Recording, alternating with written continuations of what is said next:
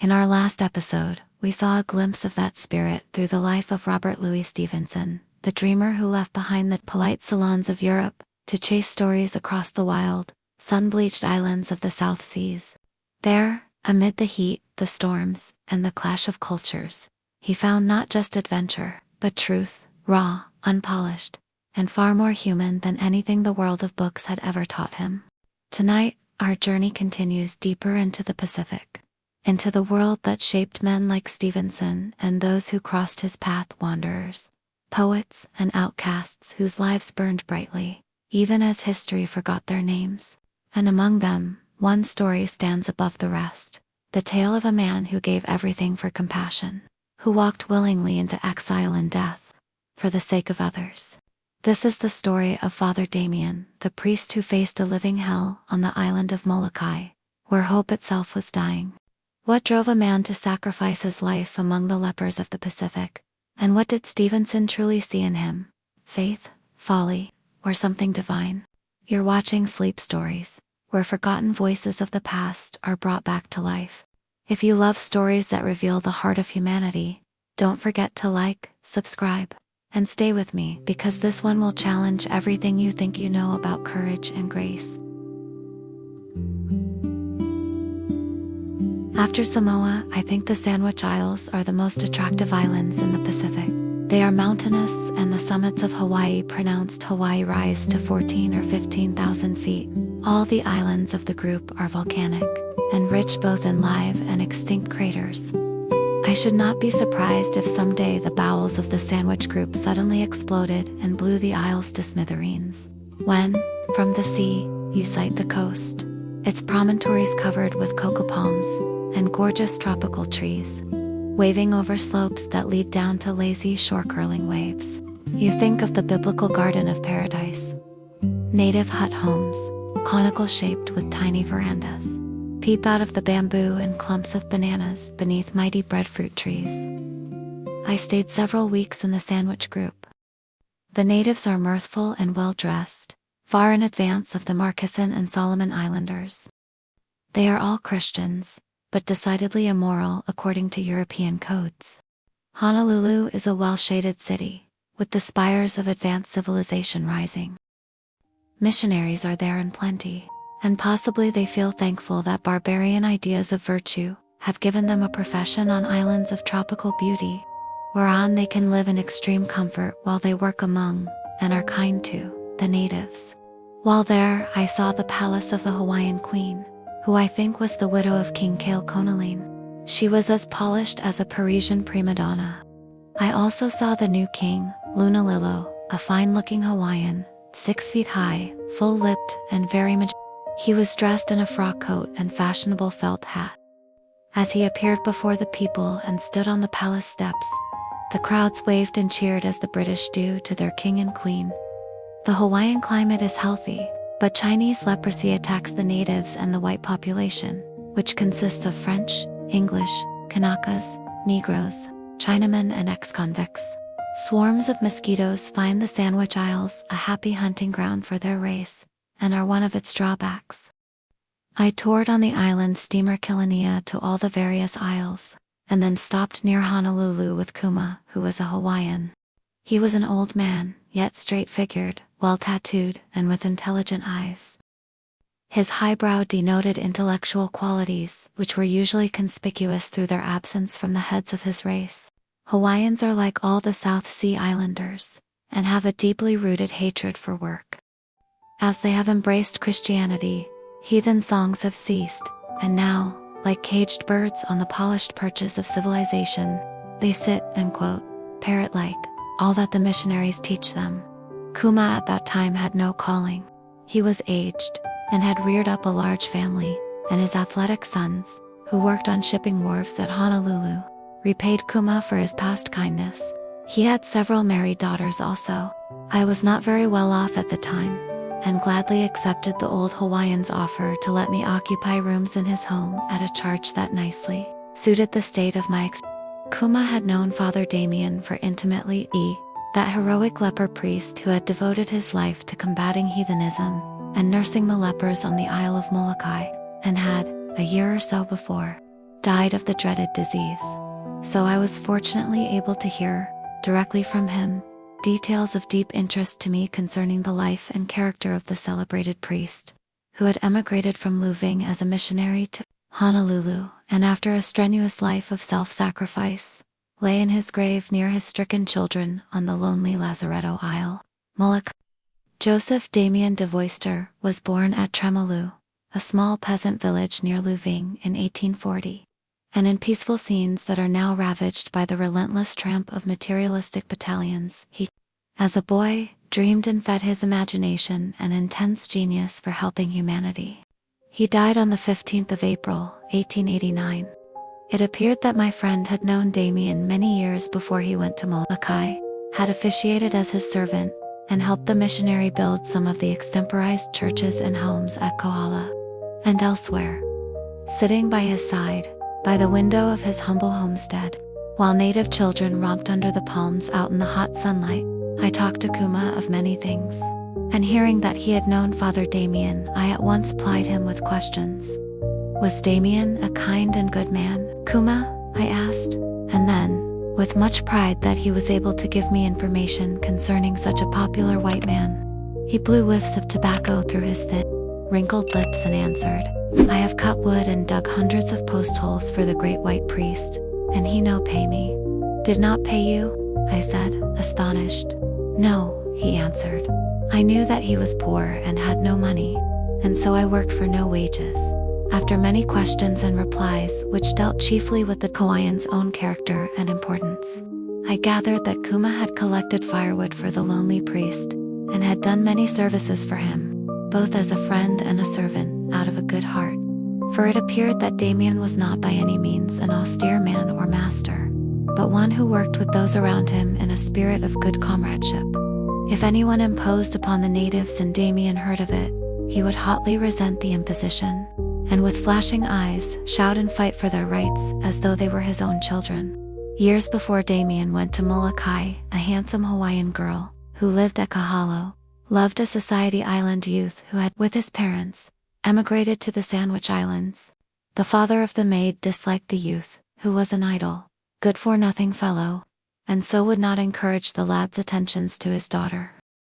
For some time the lovers met in secret, for love laughs at locksmiths in Hawaii as well as elsewhere. One night, as Damien sat by his fireside in his lonely hut, having his humble meal, the lovesick maid appeared at his door. Crossing her hands on her breast, she bowed, half frightened, and after much hesitation pleaded to the Catholic father on the youth's behalf, begging him to help her, for she was in great distress. And knowing that Damien was a great missionary and priest of the white God, she suddenly fell on her knees and confessed all. She was in trouble through the lad, and, telling Damien this, she laid her head on his knee and cried bitterly, for the kindness of his eyes soothed her, and made her feel like a little child.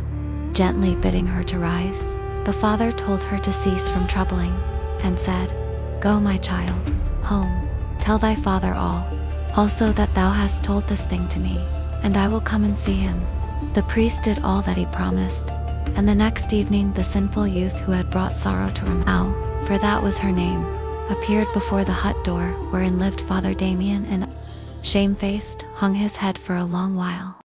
Kuma, who sat telling me all this, added, and the great white father put the spirit of Christ in Juno's the lad's heart, for he became good, and worked hard, and was forgiven for that which he did, and they were happy and had many children. And I learnt to love Juno in his manhood, for he was a good father and kind to the maid who was my daughter. And, saying all this, he pushed the window higher up, and pointed to a tall maid who, in her reedy robe, came singing down the track by the jungle ferns. On her bare shoulders she humped baskets of live fish which had been just caught below in the sea. She, Kuma said, is my granddaughter, and was the unborn child of the fallen maid whom Father Damien was kind to. And there she stood in the doorway and gazed on us both with laughing, sparkling eyes, bare from the waist upwards, excepting for a thread of beads hanging at her breast and a Catholic cross, with a tiny figure of the Virgin Mary, swinging below. I looked at her with deep interest, and thought of the kindness of the missionary priest, dead in his grave at Molokai. Kuma showed me a Bible which had been given him by Father Damien.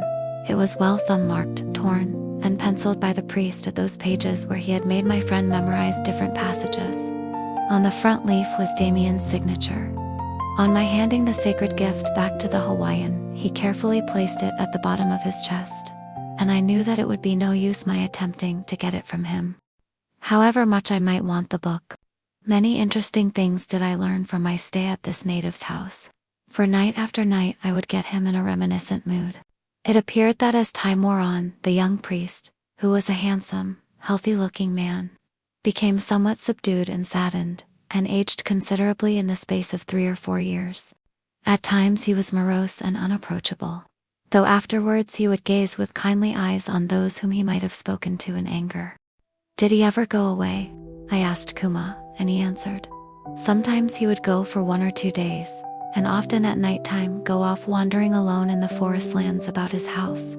And night after night at sunset he would sit with his chin on his hands and gaze toward the seaward sunset, with eyes that saw far away." And then Kuma added, "And I would say, 'Master, shall I get thee more firewood?'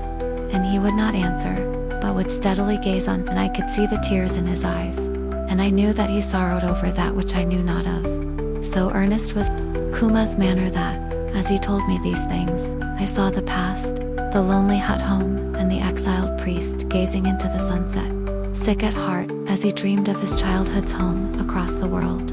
I wondered somewhat, and thought over the stories Relta of Samoa had told me, which I have written about in my earlier book of reminiscences. For Relta the Samoan had also known Father Damien, as of course, hundreds of natives did, and had told me, unasked, of his kindness and heartfelt sorrow for those who hid from the leper captors, as they searched for the stricken people. For leprosy had wiped out thousands of the natives of the Sandwich Islands and elsewhere. When once the victims revealed the purplish-yellow patch on their bodies, they were doomed, for no cure was, or is, known for the scourge of leprosy. In Kuma's house dwelt a chief who lived in Oahu. He had elephantiasis, which had swelled his legs to 3 times their normal size. He used to sit under the pandanus trees, reading his Bible, as I talked with Kuma, and I was extremely pleased to hear, on inquiring, that his complaint was not contagious, for when he squatted with his knees up in front of him, so swollen were his limbs, that his body and head were hidden from view. But to go back to Kuma's reminiscences, what happened before Father Damien went away to the leper isle of Molokai? I asked, and Kuma answered, he became most sad, and then wished many of my people who had the leper patch goodbye, and promised to go one day and see them, and made them happier with smiles and promises. And often he would go a long way off to comfort those whose relatives had been taken to the dreaded lazaretto. Did you see Father Damien after he had gone to the lazaretto? I asked. Yes, he replied, and he looked most sad and very much older. And I asked him of my sister, whom he had seen at Molokai, for she was stricken with the plague. And he said, Kuma, your sister is happy. The spirit is well, though the flesh, which is nothing, is ill. Then Kuma told me much of the doings of the Flemish priest, how he had toiled incessantly for the welfare of his native children, ministering to their souls, and how his influence had soothed their hearts that still half-nursed the old traditions. For the Hawaiians were originally a wild race, and still their songs told of heathen mythology, of mighty warriors, of love and ravishment, and of cannibalistic times. So Damien's task of reforming them was no easy one. For many years the dreadful scourge had crept, with its fatal grip, over the whole of the Sandwich group, and as time went on it became so prevalent that the Hawaiian government decided that the best step to take to stay the horror of fetid rot which was annihilating the race was to isolate all those afflicted with the disease and send them to Molokai. Molokai was a lonely half-barren isle, surrounded by rough, beaten shores of crag and fortress reef that forever withstood the charges of the seas as eternally they clashed, broke and moaned through the caves of the death-stricken isle, echoing and mingling with the moan of memories and deathly cries that faded on the dying lips of the plague-stricken men, women and children who rotted till they became lipless skeletons, still alive in their tomb, the gray, gloomy lazaretto of the leper isle. Terrible was the grief of the natives, as those employed to separate the lepers sought out all those who were spotted with the livid leper patch. Father Damien's heart was sick within him as he heard the lamentations of forced farewells, as, standing by their captors, helpless men and women, gazing over their shoulders, looked into the eyes of those they loved and went away forever. Father Damien, who had devotedly administered comfort to the stricken ones who were scattered over the isle, saw and felt deeply the grief of those around him, but he was powerless to help the unhappy people. He knew the enforced separation was decreed by the authorities, and was for the best. It was well known that many of the unfortunate victims were hidden away in the forest lands, or in caves by the shores, maidens secreting their lovers, and lovers hiding the pleading maids, husbands their wives, and wives their children. Often in the night, as the dread Inquisition discovered some trembling, hidden victim, a scream would break the silence of the jungle as the victim was muffled, gagged, and taken away. For the leper hunters were not the tenderest and most poetical of men. Money was their reward for all the lepers they captured, and the men hired for the job were chosen for their evil reputations and the expression of brutality on their dark faces. Father Damien's heart was indeed wretched over the fate of his children. As Kuma the Hawaiian sat telling me all this, and the shadows fell and the island nightingale sang up in the Pendanistries, I watched his earnest face and listened attentively, for I knew that I was hearing the truth of much that was hidden from the world. I learned that the sad priest would sit at night for hours under the cocoa palms deep in thought, and have no sleep, so troubled was he over the fate of the flock that he loved. And many times did he help the afflicted ones, and long and deeply did he hesitate ere he told the authorities that which he had to tell, and which his tender heart stayed him from telling. As Kuma told me this, I saw that his memories of the priest were sincere and loving enough. Then he called out Pauline, and a native girl came and poked her head in at the doorway. It was his granddaughter, whom Father Damien had christened. They had called her after Damien's sister Pauline, which they pronounced Pauline, for the priest often spoke of his sister in Flanders, and told Kuma that someday she would come out to him too, share his work and help him in it. And several times he wrote home and asked her to think the matter over. Few were surprised when at length Father Damien volunteered to go to Molokai and administer faith and comfort to his lost children in exile. He taught them to be patient as he walked amongst them and crept by the lazaretto huts of death, knitting their shrouds and gazing with kind eyes on their faces till they ceased to see and feel. And he buried them. Lonely indeed, those nights must have been, as, alone with grief and silence, his bent form hammered and hammered, beating out the muffled notes that drove in coffin nails. For he made the last beds of his dead children, digging their graves and burying with his own hands many scores of the stricken dead, until he at last succumbed to the scourge himself. He lies buried with those he died for, and has, let us hope, found a reward for his self-sacrifice in heaven. From Kuma I heard much of Damien's true character, his love of justice and his impulsiveness in hastening to help the weak, regardless of all consequences. Once, while Father Damien was eating his supper, a Hawaiian appeared at the door and said, "Master, trouble has befallen me in my home," and then told the priest of a tragedy that had occurred.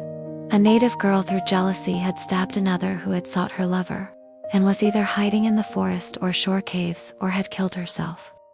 All night the native and Father Damien searched, and at length the girl was found almost lifeless, covered in blood, on the shore reefs seaward from Kilani, her body lying half on the sands and half in the waves.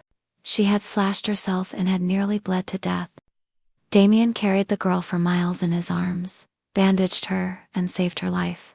Also the life of the girl she had stabbed so viciously in her jealousy. When they were both well again, he brought them together, made them embrace each other and swear to forget all, with the result that they became greater friends through being erstwhile enemies. Each secured a lover to her liking, and ever blessed the great Father who had befriended them instead of handing them over to the authorities at Honolulu, authorities whom Damien hated, for they moved on material lines and looked upon cruel force as the best means of discouraging crime, and on kindness as insanity more dangerous than the crime it forgave. In a corner of Father Damien's lonely little homestead, he kept the cherished letters that arrived from his homeland across the sea. Night after night he would take those letters out and read them through again, and then tenderly place them in a small pot and hide them beneath his trestle bed. They were letters from his sister Pauline and other relatives in Flanders. One night he sought them, and they were missing. Great was Father Damien's grief, and even rage flushed his face as he demanded of Kuma if he knew of their whereabouts. For hours he searched, and never was the master in so great a temper. He looked much fierce, and his eyes fire and then cry, said Kuma, as I listened. What did he do then? I asked. Did he find the letters? Yes, said Kuma, he did find letters. A dog that Father Damien had been kind to had smelt and pawed them up and run off with the pot, which we found in the scrub. The Great Father was then good to us and did ask me to forgive him for that which he said, which I did do. And the dog too he forgave. And Father Damien once more smiled, stroked the shaggy thief. And it sat up, looked at the father's eyes, wagged its tail and was happy. I often heard a lot of discussion about Father Damien's life and work, sometimes between rough island traders, and sometimes between men of the conventional middle class. A few of the former had met Father Damien, or knew those who were acquainted with him, but most of them expressed opinions from hearsay and the low or high order of their own instincts. Robert Louis Stevenson's celebrated open letter to Dr. Hyde had much to do with the popular nature of the controversy and the growing enthusiasm for the self-sacrifice of the dead priest. For those who may not know the exact facts, I relate them here. After Father Damien's death, Robert Louis Stevenson, whilst cruising in the South Seas, happened to read a paper that contained a letter written by Dr. Hyde of Honolulu to the Rev. Mr. Gage of Sydney, who in turn sent it to the Sydney Presbyterian for publication. Here is the letter. To the Rev. H.B. Gage. Honolulu, the 2nd of August, 1889. Dear brother, in answer to your inquiries about Father Damien, I can only reply that we who knew the man are surprised at the extravagant newspaper letter, as if he was a most saintly philanthropist. The simple truth is, he was a coarse, dirty man, headstrong and bigoted. He was not sent to Molokai, but went there without orders, did not stay at the leper settlement before he became one himself, but circulated freely over the whole island. Less than half the island is devoted to lepers, and he came often to Honolulu. He had no hand in the reforms and improvements inaugurated, which were the work of our Board of Health, as occasion required and means were provided. The leprosy of which he died should be attributed to his vices and carelessness. Others having done much for the lepers, our own ministers, the government physicians and so forth, but never with the Catholic idea of meriting eternal life. Yours, etc. C. M. Hyde. Published in the Sydney Presbyterian, the 26th of October, 1889. When Robert Louis Stevenson read the above letter, and the comments upon it, he was deeply incensed, and wrote a defense of the priest about which the world knows. Mr. Melville, whom I met at Apia, told me an interesting story about Robert Louis Stevenson and his championship of Father Damien. While Mr. Melville was a passenger on a ship, the Lubeck I think, he sat near Stevenson, who was dining in the saloon. The conversation touched on Father Damien and Dr. Hyde's letter, and when a passenger revealed by his remarks that he was half willing to believe Hyde, Stevenson almost shouted and insulted him.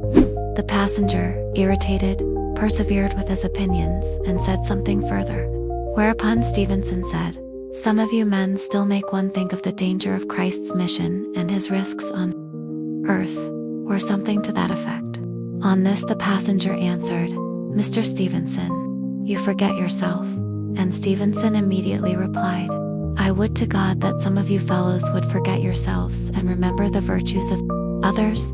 When Mr. Melville told me this, I smiled, for from my own personal recollections of Robert Louis Stevenson, I knew that he did not need a battalion of supporters to help him maintain his own opinion, when he felt that he upheld a noble purpose, for Stevenson was a fearless though gentle soul, even apart from his literary life and work. Indeed, Damien found in him a kindred and worthy champion. Not always are men able so well to express outwardly that which they beautifully write and feel. As I have said, much rumor and discussion followed both Dr. Hyde's letter and Stevenson's powerful retaliation. and it was not uncommon for Catholic and Protestant divines engaged in arguments on the matter to come even to blows. Now all men admit that Dr. Hyde's letter of denunciation was indirectly one incentive that drew the attention and praise of the world at large to the heroism of the martyr priest, and was responsible for Robert Louis Stevenson's reply and vindication of him. Personally, I do not think Dr. Hyde was as deliberately hypocritical as rumor has painted him. Of course, this does not imply that Robert Louis Stevenson's counter-denunciation of Hyde's epistle was unjust or too fierce. He wrote as the first champion voice, and wrote from the white-hot intensity of indignation over what he felt was a deadly wrong done to the memory of a great man. This can, too, in the consciousness of man's fallibility, be applied to motive on the other side. For Dr. Hyde, of Honolulu, also wrote to his friend, the Rev. Mr. Gage, from a firm belief in his heart that rumor was truth, and Father Damien's memory was not deserving of extravagant laudation. Many others of his own denomination had devoted their lives to the lepers both on the islands and at the lazaretto at Molokai, and so Dr. Hyde's great sin was in believing that which he was told and remembering the self-sacrifice of his own brethren who had also toiled on behalf of the lepers. The voice of rumor has many forked tongues of envy, and the carelessness of thoughtless scandal. Our religion is founded on the sorrow and disastrous result of its tongue. For did not Christ suffer crucifixion through this weakness in mankind? Through doubt and envy to this day some nations believe one side, and others the other. And are there not millions now who do not believe in that which our religion is founded on? Was Dr. Hyde so wicked? I for one do not think so. Do we know what he thought after he had written that mighty atom of a letter? What were his reflections, misgivings and regrets over his first belief and hasty conclusions, and over that celebrated blazing challenge of Stevenson's to the world, revealing in words of fire the complete vindication of Damien's life, work, and Christ-like heroic virtue? We can imagine what he felt like, for we all make mistakes, but not with such drastic results. The stern note of intense application to a set purpose reveals in Stevenson's letter the fact that he felt that Damien needed an immediate champion.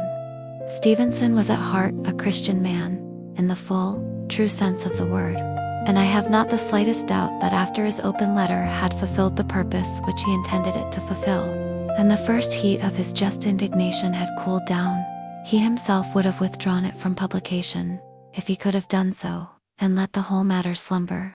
For he of all men would not have wished vindictive roots to spread and twine about the hearts of men who thus would strangely nourish the very thoughts that their creed specially preaches against.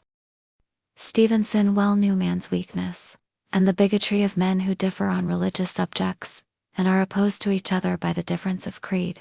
Certainly the imputations of undeserved praise, which were suddenly hurled at the self-exiled priest's reputation, only served one end, to bring out, if possible, in brighter relief, the splendid heroism of Father Damien's life, both before and after his going back to Mol.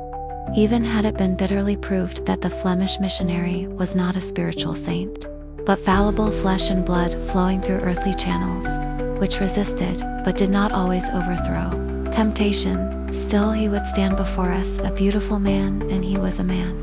And to do all that he did, and still have the weaknesses of mankind, makes the martyr stand out greater to our eyes than if he did his wonderful life's work through some effortless, inborn virtue of heavenly inheritance. The sad peasant priest of Lufang has been dead these many years. He lived and died without ambition, and only in heaven may know the earthly fame he achieved.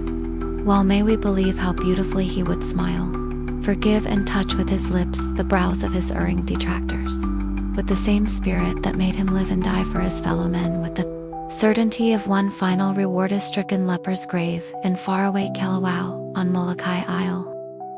Out of grey crags by water seas they creep, with wailing voices as the stars steal by, dead men fast rotting on dark shores of sleep, their earthly eyes still shape the shadowed sky. Poor skeletons, they moan, laugh, grin and weep, in loathsome amorous arms some still lie. Entombed, they curse the sometimes cruel dial. Above that vault the South Sea leper isle. Hark to the midnight scream. Then silence after. Of desolation voiced by waves that leap. by sepulchres damped huts of sheltered rafter, where dreaming dead men shout through shroudless sleep, as windy trees wail dreams of long-dead laughter, as o'er each wattle hut the night winds sweep, and dying eyes watch ships out o'er the night, past shores of death with portholes gleaming bright. 'Twas on that Churnal Isle with watching eyes he toiled for dead men who still heard the waves beat shoreward, saw the South Sea white moon rise, bathed there to be forgotten flowerless graves. Exiled pale hero, full oft their cries smote his sad listening ears, like unto caves. That voice, the mournful tone of ocean's roll, infinity entombed sang in his soul. Lonely as God, he sat, enthroned o'er pain. Brave music made of desolation's sorrow. Christ-like gazed on the deathless, crying slain. His eyes breathed light foretelling some bright morrow, till from their tombs they rose the dead again. Dark skeletons of woe, they rose to borrow life from Molochai's hero, men denied. That leper priest like Christ when Damien died. Dear audience, every now and then, a story reminds us what it truly means to give. Father Damien's life wasn't about fame, or even faith alone. It was about compassion that asks for nothing in return. He walked into a living hell to bring hope to people the world had forgotten. In our time, we may not face leper colonies or exile, but we all have our own Molokai, places of pain, fear, or loneliness that need a bit of courage and kindness. And sometimes, just a single act of compassion can change more than we imagine. So as we move into the next part of this story, remember, real greatness isn't about what we achieve, but what we give of ourselves. Stay with me, because the next chapter will show how one man's sacrifice lit a flame that still burns through history. I easily recall to mind my farewell days in Samoa, and the native trader with whom I lodged. His homestead was a comfortable bungalow, sheltered by cocoa palms, and not far from Salufata village. I had not much money at that time, and my friendly native only charged me just what I could afford to give him, which was, unfortunately, very little. He had 3 daughters and 2 grown-up sons who were just about my age. They spoke good English, were good companions, and we had merry times together. I gave the eldest daughter music lessons during my short stay.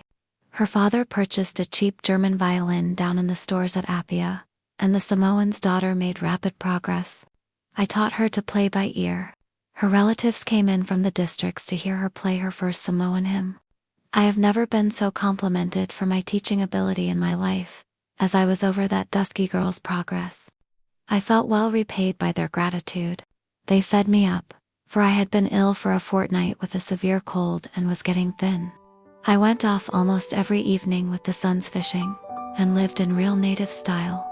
I enjoyed the various native dishes, for Mrs. Pompo, my host's wife, was a clever cook, and served up the cooked fish with stewed yams and many more island delicacies. Poi poi was a favorite dish, a mixture of taro, breadfruit, yams, and wild bananas.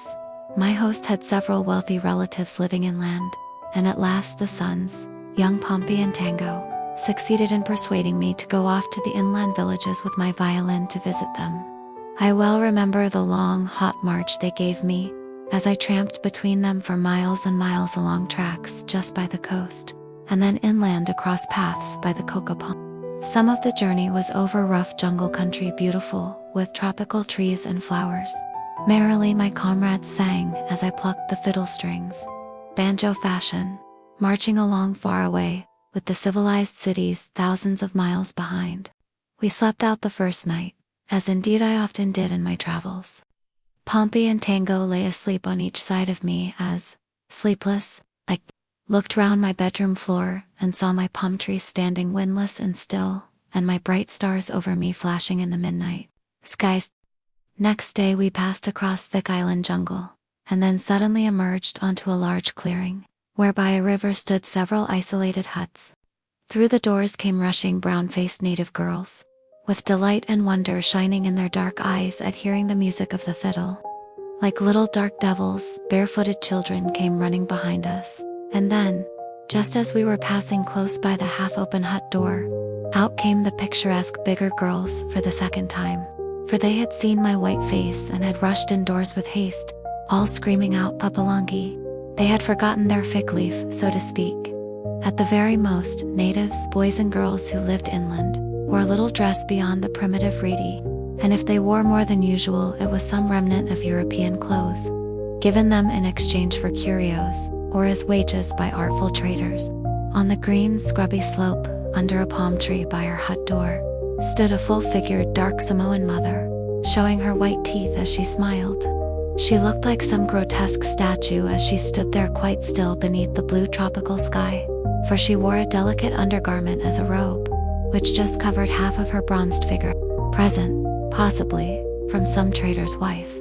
As the native girls came down and walked by me, gazing sideways with great curiosity, the tall grass brushed their bare knees and their eyes shone as they revealed their pearly rows of teeth and laughed, calling out to each other, Arika Pakia. 5 Samoan girls are great flirts, yet I felt that I trod some enchanted land where vice was unknown. The faint inland wind stirred their loose, bronze-colored hair, wherein they had stuck white and crimson hibiscus blossoms or grass. Several little mites, with tiny wild faces, came close up to us and stood with boastful bravery a moment in front of me, their little demon-like eyes anxiously striving to examine my violin. And when I suddenly struck all the strings together off, they rushed back to the hut doors and gave a frightened scream. Out poked the frizzy heads of all the mothers, to see what the hullabaloo was about. When they saw me, they waved their dark hands and shouted, "Kauha," or "How do you do?" as I tramped by between my 2 comrades. 5 white man. About a mile farther on, we came across another small group of huts, not far from a grove of orange trees, where we picked the golden fruit out of the deep grass. It tasted like pineapples and oranges mixed. Only 2 old native women were in sight. They were very busy. It was their washing day, and one of them stooped over an old salt pork ship's barrel, washing the village clothes. On a line hard by, stretched between 2 coconut trees, hung a row of newly washed reedies, steaming in the hot sun. As we approached, Pompey and Tango intimated that it was the abode of one of their great relatives. On the ground beneath a clump of bamboos, stretched out flat, was an old Samoan chief. "Oh Latula," Pompey shouted, and the old fellow slowly lifted his wrinkled face and welcomed us. My comrades, his grandsons, jabbered away to him in native lingo, and introduced me with pride, telling me that I was gazing on one of the past great chiefs, who had been King Malietoa's special favorite. He had a classical profile that was slightly spoiled, for one of his ears was missing. It had been blown off by a gunshot in a tribal battle some years before. As I gazed upon him with reverence, his eyes looked straight in front of him, and he pulled himself up majestically. His large frame was well tattooed. Suddenly he signed to me and said something over and over again in broken English. When I at last understood, I forced a smile to my lips and handed him my last shilling. I could not very well refuse, as I had walked many miles to see him. He grabbed the coin, and his face went into a mass of wrinkles as he grunted out Mitar. On a slope about 500 yards off was a tin-roofed mission room, and a missionary's homestead close by. There was only a half-caste assistant there. The boss had gone off to APS. The half-caste seemed a decent fellow, and gave us a cup of German tea, for Malietoa's old chief had bolted off to the nearest rum shop, miles away probably. Directly he had got possession of my shilling, to get te rum. 6. Gin or rum. That night I witnessed a native dance, resembling in character the dances which I have already described in my first book of reminiscences. But this dance slightly differed from the dance scenes of my previous experience. It was more rhythmical and, instead of being grotesque, was a weirdly beautiful sight. For as the large, low moon, half submerged by the distant hill, sent a flood of light through the kuko palms and banyan trees, it lit up the moving dark faces on the forest stage floor, which was a cleared patch. A picturesque Samoan girl stood swathed in a girdle of festival flowers and sang, while the squatting Siva dancers rocked their bodies to and fro and clapped their hands. I stood close by and played on my violin a minor melody, and its silvery wails were accompanied by the full orchestral moan of the whole forest of giant moonlit trees as the wind blew fitfully through them. Then came the wild chorus, as the circle of girls rose, and, like a crowd of wood nymphs made of moonshine, embraced each other and then divided, whirling and waving their arms fantastically in the glimpsing moonlight that poured through the palms. As for me, I stood in the middle of the dancers, playing my violin and firing away double forte and presto velocity to keep in with the barbarian tempo. About a mile off was the spot to which I had been dragged by a tribe of natives who had forced me to play at a cannibalistic feast during my previous sojourn in Samoa. After the forest ball had closed and the performers were dispersing and going off to their homes, a well-dressed native who had known me when I was in Samoa before recognized me, and I was extremely pleased to see him. He was a trader and an intimate friend of Hornicastle's, my convivial old friend of earlier days. I learned from him that Hornicastle had gone away to the Gilbert Group, or to the Solomon Isles, I forget which. The trader invited us to his house, where we spent the night. We had no sooner got under the shelter of his welcome roof than clouds slid over the sky and a terrific storm came on. It lasted well into the night and nearly blew me off my sleeping mat, for the Samoan's house was open all round. To ease my restlessness, I rose and looked out onto the sleeping village. The rain had ceased and the moon, low on the ranges of Via Mountain, looked like a globe lamp wedged between the sky and the earth. Space was quite clear for miles, but far away was a traveling wreck of foaming cloud that looked like a serried line of mighty breakers, silently charging across a shore of starlit blue. I well recall this particular night, for I was greatly impressed by a sad sight. Under some cocoa palms, just below, I saw a light glimmering in one of the natives' shed-like huts, and I heard native voices. Going down the slope, I spoke to a Samoan who was standing by the door, and from him I understood that a native youth was dying. He had been ailing for some time and had been suddenly taken worse. The relatives had fetched the priest, who was kneeling by the bed mat, giving the last benediction. I saw the outline of the sick boy's face and the half-conscious smile of faith on his quivering lips ere he died. I will draw a veil over the rest, which would make very uncheerful reading. The following day, on our way back, we met a crowd of English sailors going inland. They had several natives with them who had been drinking rather heavily down in AP. As we approached, the sailors, spying me and my violin, shouted out, "Hello matey, where did you get that hat? Any girls round these parts?" And then all started to do a double shuffle.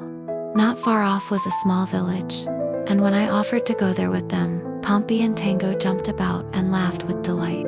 And the eldest seaman of the crowd, the bosun I think, smacked me genially on the back with such force that I looked up at him a bit wildly at first. But I quickly recovered as he gleefully gave me another nudge in the ribs, saying, as he winked with good fellowship, "Don't kill me, youngster."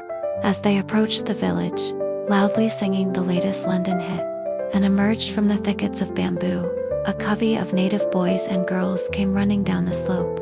From a group of native huts to welcome the jolly white men, two of the wild crew were blowing their hardest mouth organs at their lips, and the eldest, who had goatee whiskers, and wore a tam o'shanter kind of seaman's cap, sang lustily, with wide-opened mouth, just behind them. At intervals, he stumbled slightly through being half-seasoned. Sunset was fading on the horizon out seaward and touching the cocoa palms and the distant mountain range with golden light as the shadows fell over the island. From the hut doors, the naked children peeped and clapped their hands with delight. The primitive town fairly buzzed with excitement when, under the palms, Samoan maids whirled around, clasped in the arms of the joyful sailors, who made the wild island country echo to their singing voices. A crowd of stalwart Samoan men left their work on the banana plantation close by, and came to watch the sailors ashore. Dressed in their reedies, only they stood, with their white teeth shining and their eyes sparkling merrily to see the novel sight. The pretty Samoan girls screamed with laughter, and their long brown legs went up and swung across the grass and fern-carpeted floor of the primitive ballroom, as they twirled round and round in the sailors' arms, and looked over their brown shoulders at a corpulent, fat native woman, who hailed from the Solomon Isles, for she imitated the drunken bosun's high kicks, and fell down, purposely, on her heavy bareness, to the shrieking delight of the whole onlooking village, as I played the fiddle. Birds of a feather flock together is a true saying, and I must confess I enjoyed myself seeing my countrymen so happy. At the far end of the village was a native store, run by a half-caste who sold kava and terrible stuff called the finest whiskey. When the first dance was over, with their bashful partners on their arms, dark eyes looking up admiringly into blue ones, they all went across the slope to get refreshments. The sailors had money and treated the natives, who were all on their own, for the missionaries were away on the coast somewhere, attending a festival. So the mission rooms were deserted, and the Lotu songs unsung that night, and the sailors were welcomed by them all, as missionaries had never been. Pompey, Tango and I followed the crew about, and they treated us to lime juice drinks. We refused the whiskey. When they were all primed up again with native spirit, and the stars flashed over the windless palms, they had another dance, and 6 native women, who did not care a tinker's cuss for anyone on earth when the missionaries were away, stood opposite the sailormen all in a row, mimicking them in a jig, the hibiscus blossoms stuck in their thick hair tossing about. The missionaries somehow got to hear of it all, and there was an awful row. Some of the women were taken before the fakali, or native judge, and fined $1, 1 month's wages, and they sat with shamed faces for hours in the mission room, counting their beads about the only dress they had worn that night, doing penance, while the real culprits went on to their ship out in the bay. When we got back, in the early hours of the morning, old Pompo jumped off his sleeping mat and started bellowing at his 2 sons for overstaying their leave. I took all the blame, and explained that the old grandfather, the late High Chief Tuloa, had been so pleased to see us that we had been compelled, through sheer courtesy, after his enthusiastic welcome, to accept his invitation to stay on. Hearing this, the old chap toned down, and we went to bed and slept soundly. I went on the tramp steamers next day and applied for a berth.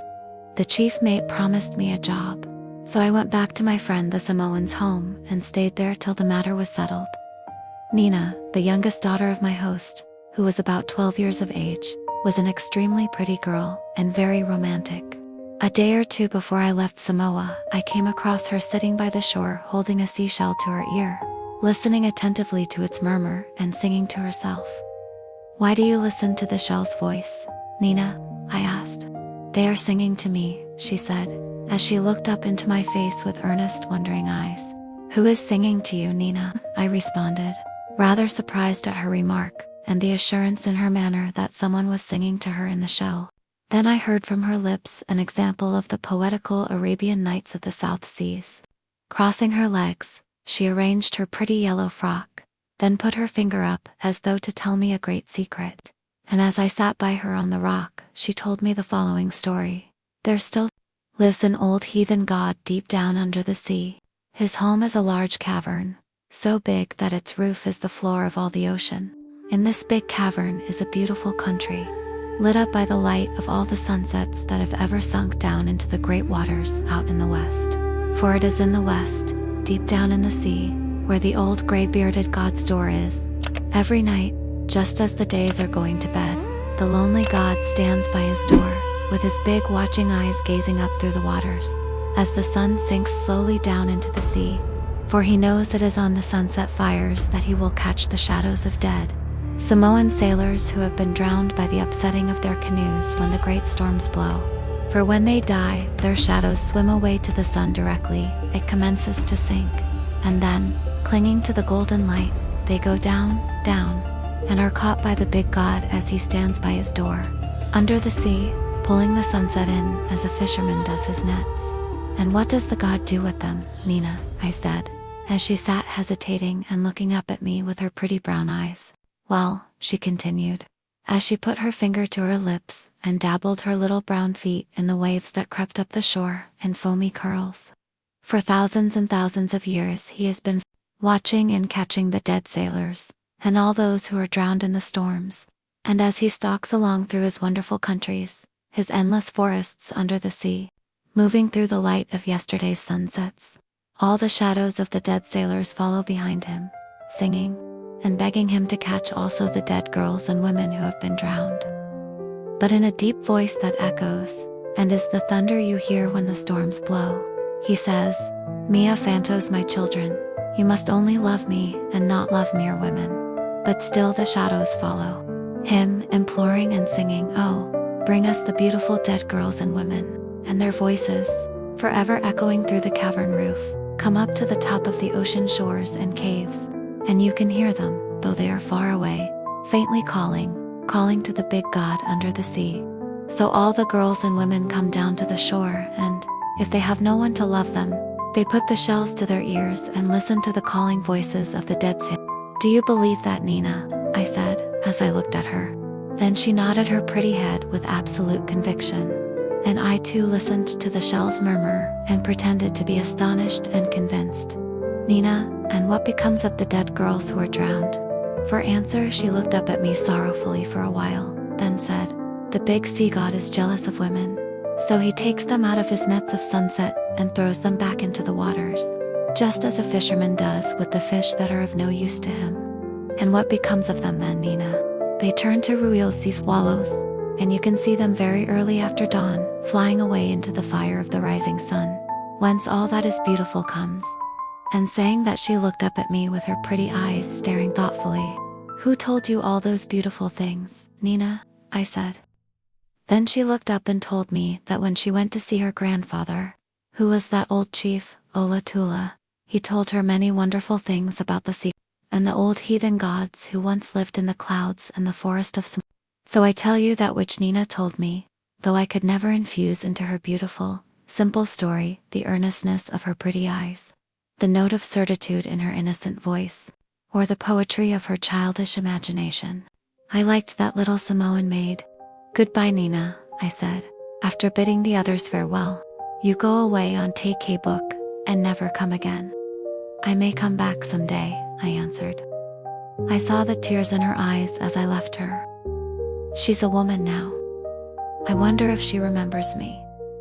Before I proceed, I must relate an adventure I had while passing along a forest track after playing at a native dance. It was a beautiful evening. The cocoa palms, mangroves, and dark orange and lime trees were bathed in the sunset's light, and the soft wind from seaward drifted sweet scents to my nostrils. I was hurrying towards Apia town before dark came on. Suddenly I heard a scream. The night-errant fever of other days leaped like lightning to my eyes. A woman was in distress. I stood still and cursed inwardly, for I had only my violin as a weapon. I threw my shoulders back, looked swiftly at the skies, then rushed up to the slope's top. A white man stood under an orange tree. In front of him was a beautiful Samoan girl. He seemed to be a large-framed, well-knit man, and I felt a tiny thrill of hesitation.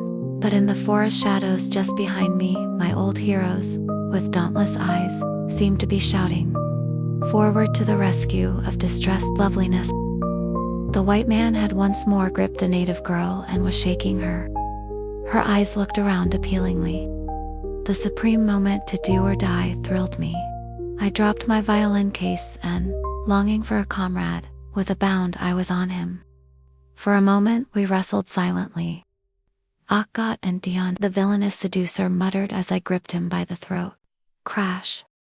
On my head came a blotha. A Samoan girl had struck me on the back of the head with my violin case.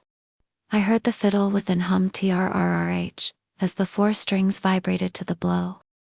They were jealous, quarreling lovers, and the girl, seeing that I was getting the better of the German, had suddenly relented. I had a thundering headache all night, and have never rescued a woman since. I saw an old Matafan chief die of old age in Saliafata village. I shall never forget the sight, or my feelings at the time. He lifted his aged, shriveled face from the sleeping mat, whereon he died, and begged the heavens to save him.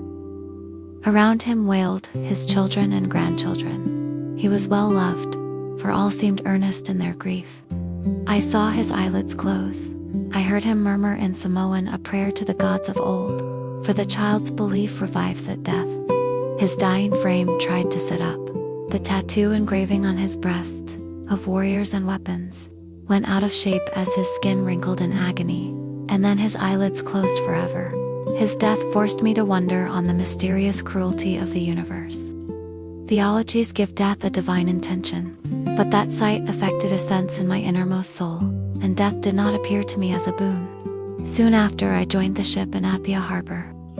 We stayed in port a few days, and then I shipped on the Golden Horn, bound for the Marquesas Islands. I had been there a year or two before, and had a fancy that I should like to see the old spots once more. The schooner's crew were mostly Samoans, the cook being a German. The skipper, Alfred Richardson, an Englishman, was not more than 30 years of age. I slept in the cuddy. The old man took a fancy to me, or at least to my violin playing, so he, the English mate, and I had a fine time together. The weather was squally for a week and kept the crew busy, and then a calm fell and we hardly moved.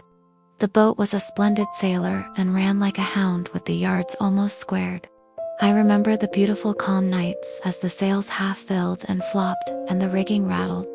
The ocean about us was drenched with mirrored stars. So calm and bright was the water that we could look over the side and see the shadow of our ship and all the silent heavens over it, and the mirrored, beautiful Katafa frigate birds sail across the sky on silent wings. The Samoan sailors squatted on deck and sang weird ditties. I played the violin, and even the skipper joined in good fellowship. Sometimes we fished and caught bonito, a beautifully colored fish. Soon the wind sprang up again, and we made rapid headway across the wonderful world of waters. One moonlight night I was standing on the starboard side thinking, and gazing at the skylines ghostly bright in the moonlight for miles around us, when the great ocean silence was broken by a complaining monotone, such as you hear when you place a seashell to your ear.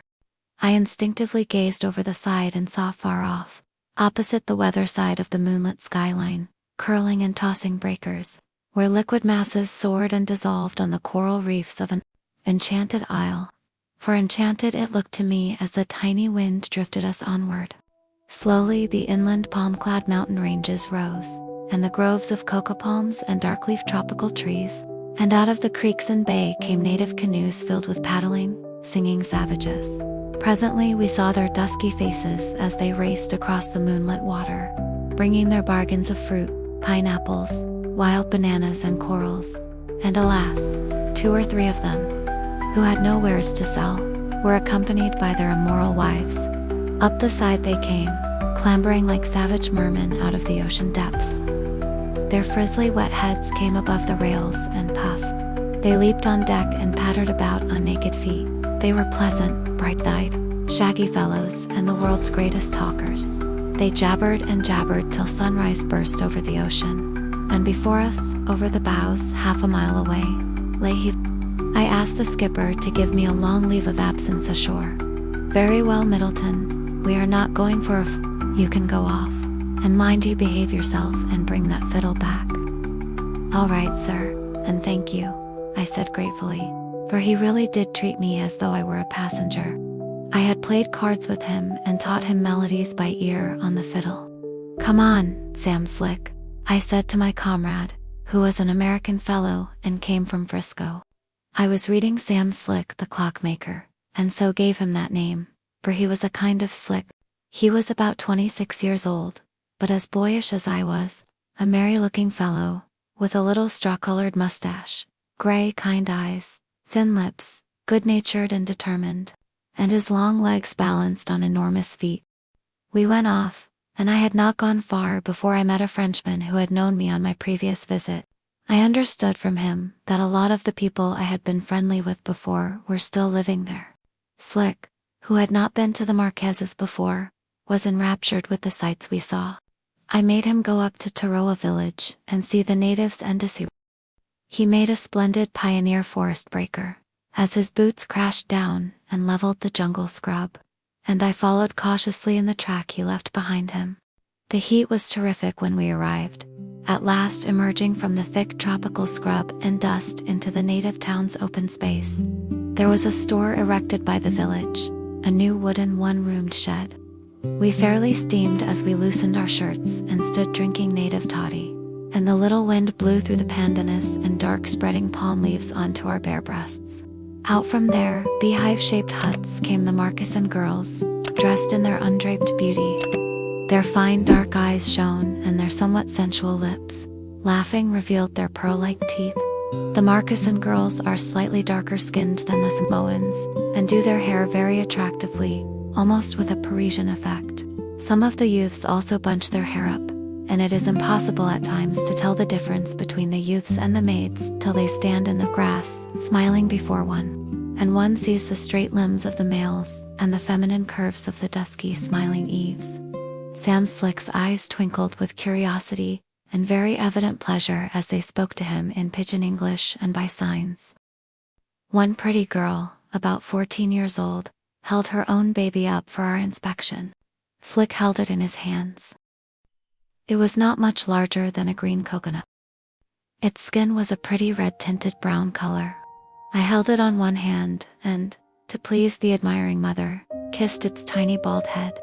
Then all the little native children, who had crept up to us and were watching our white faces with childish interest, rushed back under the forest palms, screaming with delight.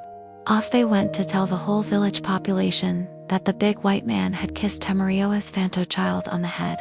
I gave the girls a coin each, and they clapped their hands and said, "Your Honor." 8. Thank you. Man's imagination could never picture a paradise to outrival the beauty of that Marcassin village. But on we tramped, and as we turned up the winding tracks, we sighted the sea, and the waves breaking in the hot sunlight over the reefs by the palm-clad shores. And far away we saw the masts of our schooner, the Golden Horn. We got hold of a half-caste, who took us off to the various tribal districts and then left us. In the solitude of the bushland, sheltered by an enormous tree, we saw a large wooden god. As we approached, and our feet snapped the twigs, a frightened Marcassin girl, who was kneeling before the hideous one-eyed grimy wooden god, rose and fled like a frightened rabbit. We saw her hair flying in the wind over her bare shoulders, as she faded away in the forest glooms, just looking over her shoulder once, with awestruck eyes as she ran, and then disappeared. Slick and I were quite impressed by the sight of the running wild girl, and then we stood and looked up at the heathen idol. It was about 8 feet high, broad-shouldered, and the acme of ugliness. It was considerably decayed, for one eye was gone, and swarms of large white-bodied ants filed in and out of the curved wooden lips. "Fancy praying to that thing," said Slick. "Yes, seems strange," I responded. My comrade caught hold of a large bow, and standing a little way off, swung it back, and then crash. He smashed the old heathen deity's head in.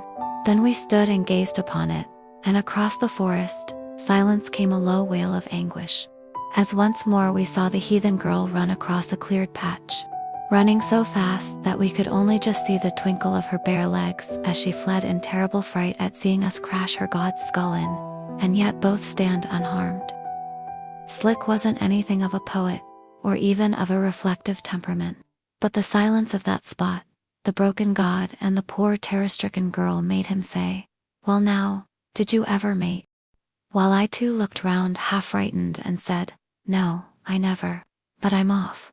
When I explained to him that the girl would rush and tell some more of her tribe, who were Christianized but worshipped idols on the sly, and that they would come into the forest and get their own back, probably by strangling us and serving us up at the next cannibalistic feast, he too agreed.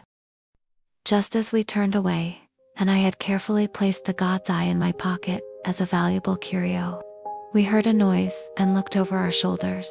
About 20 stalwart Marcassin savages were leaping towards us, not half a mile away. I am tall, and to this day I thank God that my legs are long. I know not what my primitive ancestors were, or what deeds they were capable of, or what barbarian strain they have infused into my blood, but I always feel thankful that they gave me the capacity for fast running. I never knew that Sam Slick could show such swift movement either, as simultaneously we made an unprintable remark, and like two racehorses, chin by chin and neck by neck, we bolted off. I had been to the Marquesas before, and I knew that the inland tribes still nursed old cannibalistic appetites, and an intense hatred for those who hurt their gods, and that knowledge electrified my feet. Only the mechanical pumping of our breath could be heard as we raced across the slopes. Presently I saw that I was gaining in the flight. My nose was moving through space just about 1 inch beyond Slick's nose.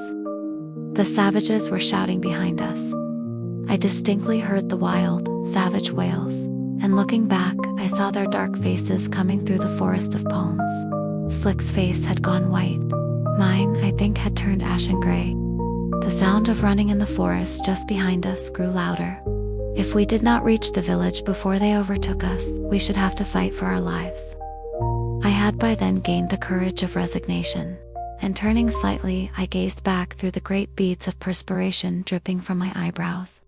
I told Slick to p-p-pp-ick-up-sti-ick-as-u-r-run. Double quotes, each word came out in jerks. For at that time we were almost tumbling down a steep slope. As we rushed up the next incline, I spied some stout branches, and together we stooped and gripped one each. "I'm done, Slick," I muttered. "So am I," he breathed out, as we stood on the top of the slope and entrenched ourselves behind a lot of bush, prepared to sell our lives dearly. We both felt nearly dead as we leaned against each other and prepared to give battle to the semi-savage men who were rushing down the opposite slope. Then the strangest thing happened, but one which I believe happens to most men. When we found that we had to fight, a splendid delirium thrilled us. We piled the dead logs up, gripped our weapons, and waited with a grim feeling of exultation at our hearts. We would go down to the festive board game. Slick stood by my side, a real brick. "Let 'em come, the brutes," he said. Up came a stalwart fellow, and almost leaped over our branch parapet. I lifted my club and down it came, crash, on Slick's head. I shall never forget that terrible miss of mine, or poor old Slick's cry as I fell, and the savage buried his teeth in my leg, while with both my hands clutching his hair, I called loudly to Slick to help me. Down came my chum's club onto the foe's shoulder, and in a moment we had him up bodily, and between us swung him and hurled him over the dead wood, and down the slope he went rolling.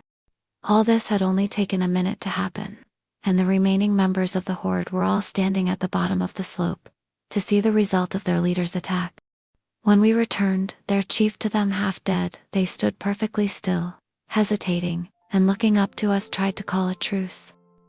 "Got any tobacco plug with you, Slick?" I said quickly. To my delight, my comrade pulled out 2 plugs of ship's tobacco. I broke it into 4 pieces, and holding it up in my hand, I said, "Tobac," and made friendly signs. In a moment, the grim, savage faces of the foe were lit up with smiles. All the dusky lips grinned and, incredible as it may seem, they came rushing up the slope with outstretched hands. I at once made signs to them not to come too near, and then called the best-natured looking one. And, as he came close up to me, I stretched forth my hand and said, "I give you TPA 9. Then, I put a bit of tobacco plug in his dark fingers, and signed to him that if they all went away, I would give him a lot more. Upon which he went back, and presently all his companions went away up the slope opposite us, and standing at the top of the hill, watched the truce-bearer return to us for the promised tobacco. "Tobacco, don't you give it him till they go another mile off," said Slick. And after parling again, we got them out of sight, and then, to make doubly sure, gave them only half of the remaining tobacco.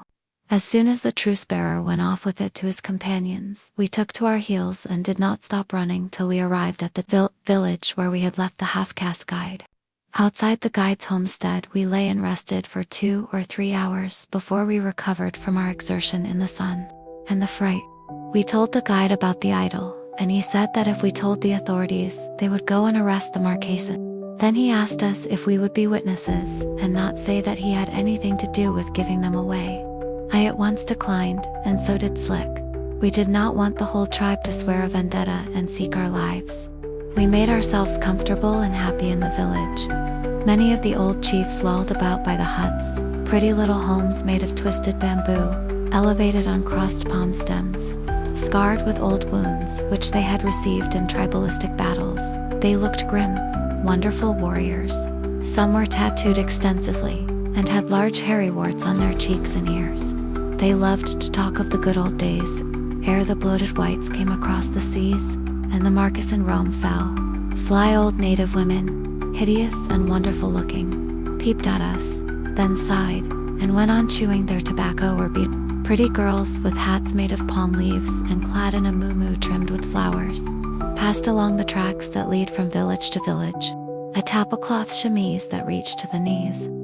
As we went on after resting, we heard the confusion of noises in the native huts. In some, the occupants were singing happily, and in others shouting with hot rage in family squabbles. Often a youth or a girl suddenly rushed forth from the den door, flying for dear life. As the old chief snarled, tattooed face peered forth, ablaze with anger that his own children should dare argue with him and say the heathen gods were only wood and stone. Sometimes babies disappeared in a mysterious way, and the native mothers wandered about the villages, beating their hands together and wailing most mournfully. Terrible rumors floated about in those days, for some of the old chiefs had a taste for sucking long pig. No man who had any respect for his soul would swear by it that the grisly old chiefs and old concubines did not sit by the festive fires far away inland and gnaw the bones of those very missing children. Slick and I bathed in a lagoon and felt greatly refreshed. I rubbed the bruise that my club had given him with palm oil, and though he moaned a bit, the lump soon went down. Next day we went to our schooner and slept on board. The skipper was away for a week, so we once more went off wandering, and when we returned to go aboard, to our surprise, the Golden Horn had gone. She had been originally chartered to take a cargo of tinned meats and foodstuffs to Papeete and many of the isles and groups scattered about, and had suddenly received orders to sail. The skipper had sent off to try and find us, and then left word that he would probably be back in 3 weeks. 3 days later, being stranded, we went aboard a trading steamer and asked for a job. She was bound for the Carolines, and then across to Samoa and Tonga. They did not want any hands, so at dusk, just before she sailed, Slick and I went down in the hold and stowed away. They put the hatch on about 10 minutes after we had got below, and we were then imprisoned in darkness. We lay side by side against some barrels and bunches of green bananas and unripe oranges, which are always plucked green for cargo purposes. We had a terrible time together.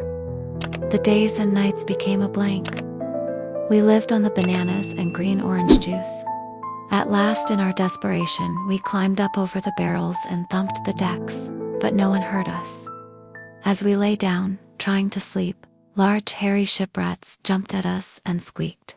I struck at them with my violin case and smashed it, and as I lay half asleep, I felt their soft snouts poke and sniff in my ears. Slick swore that they were flying rats, because they seemed everywhere and flapped about. We found out after that large island cockroaches were flying about us, and the rats were leaping at them. Slick became as downhearted as I did, though he was a good fellow and brave too. I'd sooner have stopped in Hivoe for years than go through this, mate, he said.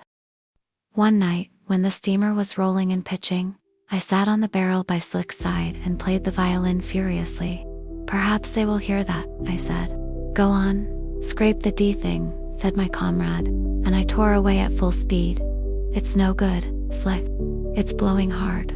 Can't you feel her rolling?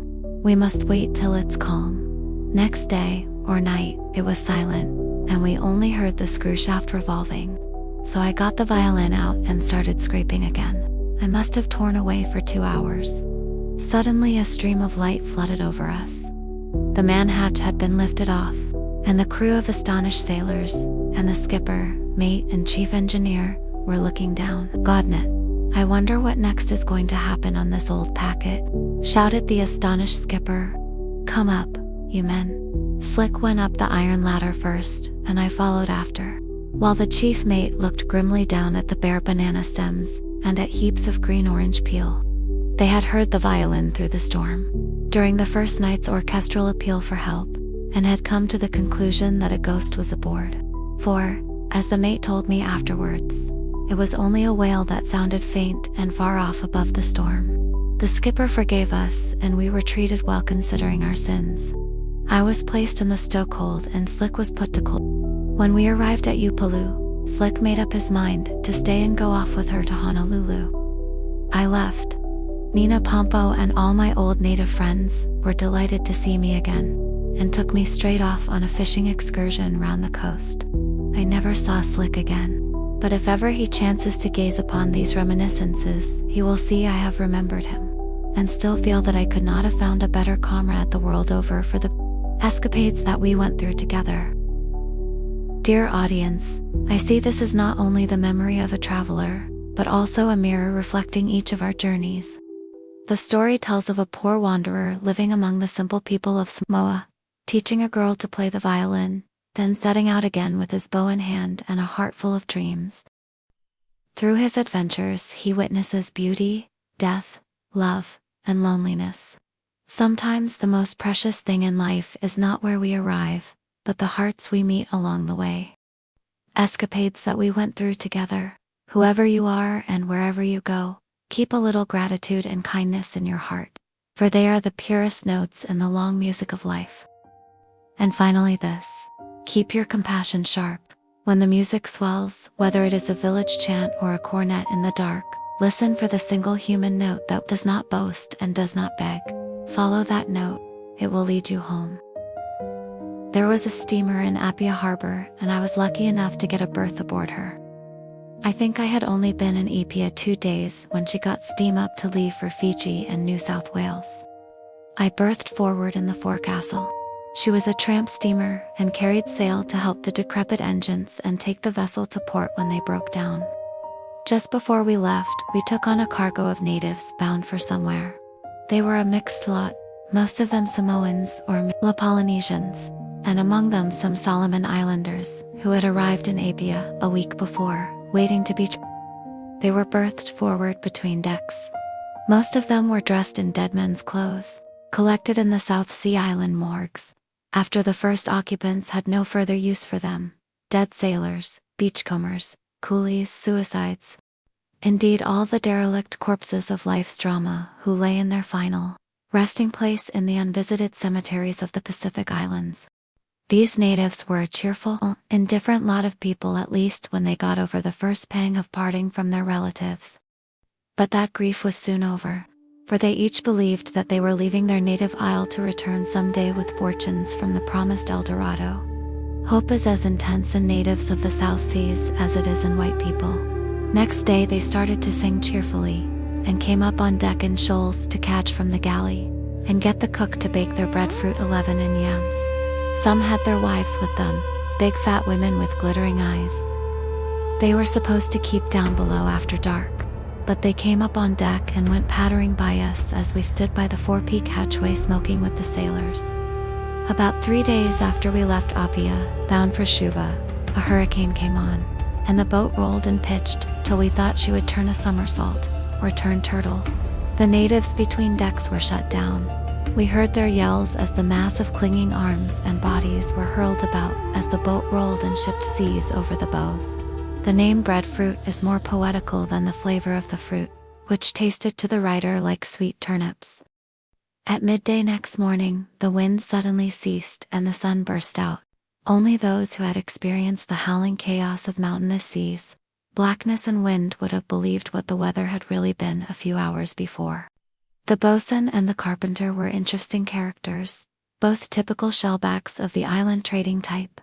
The bosun looked like a priest. His face was weather-beaten and his nose twisted. He had no hair on his face, head or neck, and wore a cap to hide his polished skull.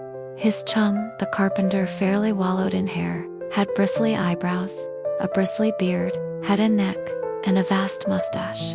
You could only see his fierce, twinkling eyes as he sat arguing in the forecastle with the bosun. Those two never agreed on any subject, but were inseparable companions. The bosun, I believe, loved to be contradicted by his shipmate, and if no sudden response was made to any assertion he might make, he at once looked round fiercely and said that silence was equivalent to disbelief, and they might as well call him a liar and be done with it. I recall how he sat by his bunk on his sea chest and said, "Remember him? I should think I does. Very old man."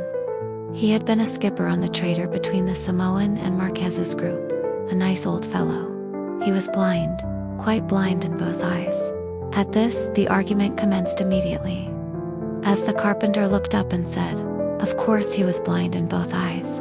He wouldn't be blind if he could still see with one eye, would he?" Then, As he hammered at the hinge of the sea chest he was mending, the bosun shouted, "Stow your gab, you clever son of a nigger. Isn't a man blind if he's blind in his eye? Course he ain't, he's only lost one eye. You're a swab, to with your. If he's lost his eye, ain't he blind in it?" At this, the carpenter's unshaved face fairly steamed with heat as he appealed to the sailors standing by. "A man ain't blind if he's lost is one eye, is he?" "Well," slowly answered the sailor solemnly, "if he couldn't see out of the eye that was blind, I should say that he was blind in it." At this, the bosun spat on the deck. The carpenter thrust his bearded chin forward, and they started to bet heavily on the matter. And the Norwegian cook, who had come in to see what the shouting was about, wiped his mouth with his dirty sack apron and said, "Mein Tier Franzvich, I was the man's blind in. You're a son of a German sea cook. I said the man was stone blind in both eyes, so he hadn't any eyes at all," roared the infuriated bosun.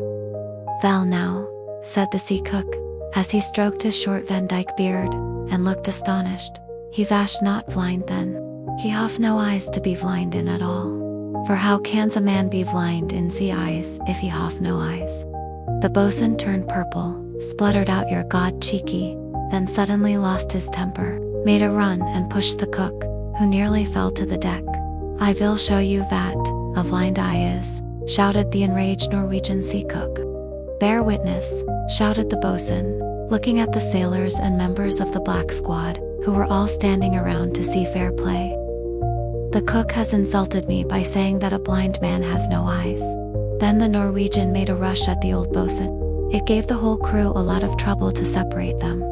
Then the bosun cooled down and said it was his own fault for not simply saying the man was blind, and saying nothing whatever about his eyes if he hadn't got any. Then they all had a drop of rum together, and were good friends till the next argument cropped up, and they took sides once more.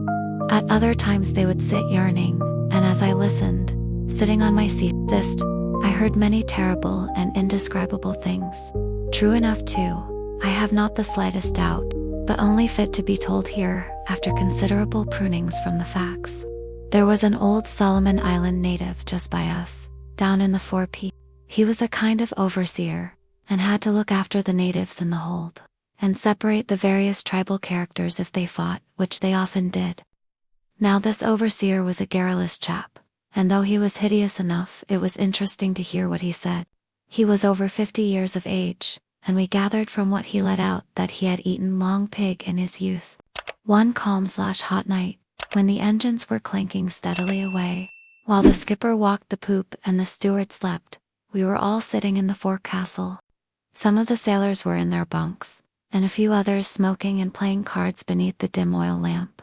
The garrulous native overseer was talking away for all he was worth, when suddenly the bosun leaned over his bunk and said, "Shut up, you son of a cannibal. Me, no heathen, I good Christian man.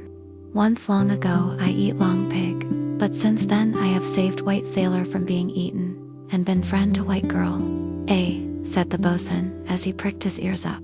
The carpenter said, "Gor, blimey, you've eaten." Quickly a sailor nudged him, so that we might hear all about it, and one of the crew who had been playing cards, shuffled the pack and said quietly, "Tell us all about it." The grim-looking half-naked savage nodded his head and started off. Many years ago now, a terrible hurricane was blowing off the Solomon Isle of Burka, when the islanders suddenly sighted a full-rigged sailing ship in distress. Sunset blazed behind her, and they could see the torn sails and the decks taking the seas over, as she helplessly drifted before the gale that was bringing her That night, when the stars were flashing through rifts in the clouds, which had broken up and left pools of blue in the sky, they saw the great ship within a mile of the shore, with walls of living waters breaking over her. One or two sailors were just discernible, clinging to the spars aloft, and then suddenly a mountain of water rose and the masts disappeared. In the early morning, the natives gathered the bodies of the dead sailors together, put them in old salt beef ships, barrels, and hid them on the sands just under the water near the shore. For the bloodthirsty tribe who found them were cannibals. 4 of the crew were still alive: the bosun, the chief mate, the cook, and the ship's doctor, and a girl who was the skipper's daughter. The bosun dropped his pipe on the floor, The sailors all looked round and left their cards, and one or two went futile, then listened, and the half-savage native continued to this effect. They took the 4 living men up the shore and put them in a cave, and hid them so that a rival tribe they had lately been fighting with should not get hold of them before they could eat them. The chief of the tribe claimed a pretty white girl. She was not more than 17 years old.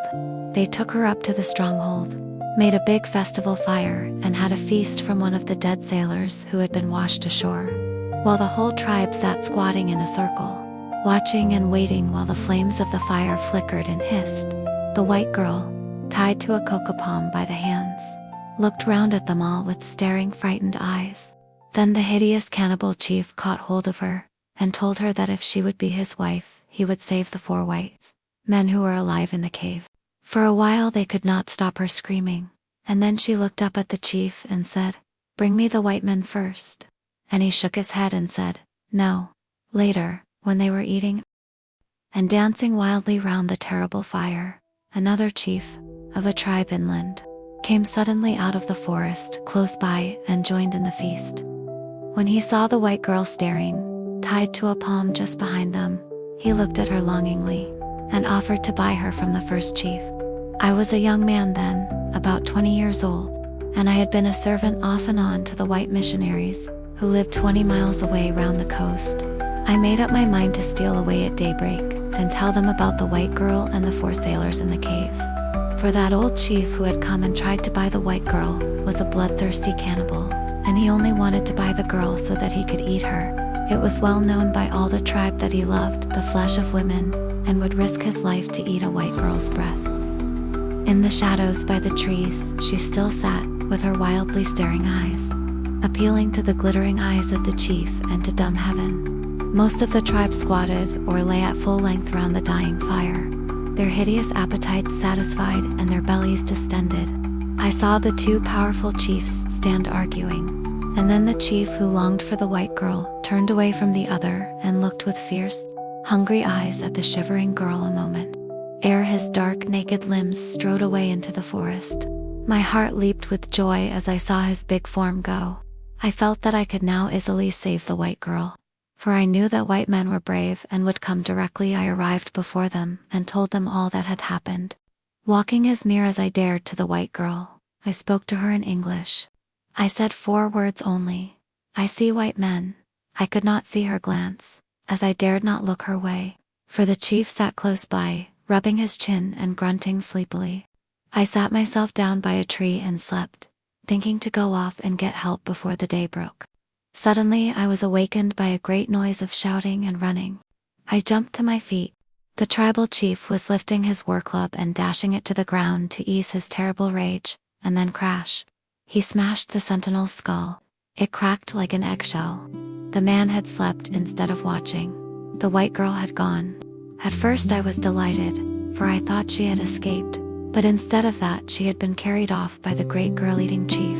Directly he said that all the forecastles swallowed their tobacco smoke, and said, "Well, I'm the boatswain," muttered, "Holy heaven." And then one of the sailors said, "How did you know the stinking swine of a chief had her?"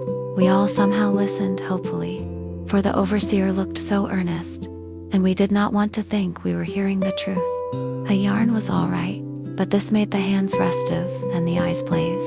However, he continued, some of the tribe, who were camping by a lagoon not far inland, were suddenly awakened by an agonized scream. Looking through the jungle, they saw several canoes being rapidly paddled across the moonlit waters, and in the foremost canoe they recognized the feared, bloodthirsty cannibal chief, Toro. He was a giant of a fellow, nearly 7 feet in height, and of tremendous girth, and so there was no mistaking him. He was paddling with one arm, and held the white girl under the other, as you would hold a strangled rabbit.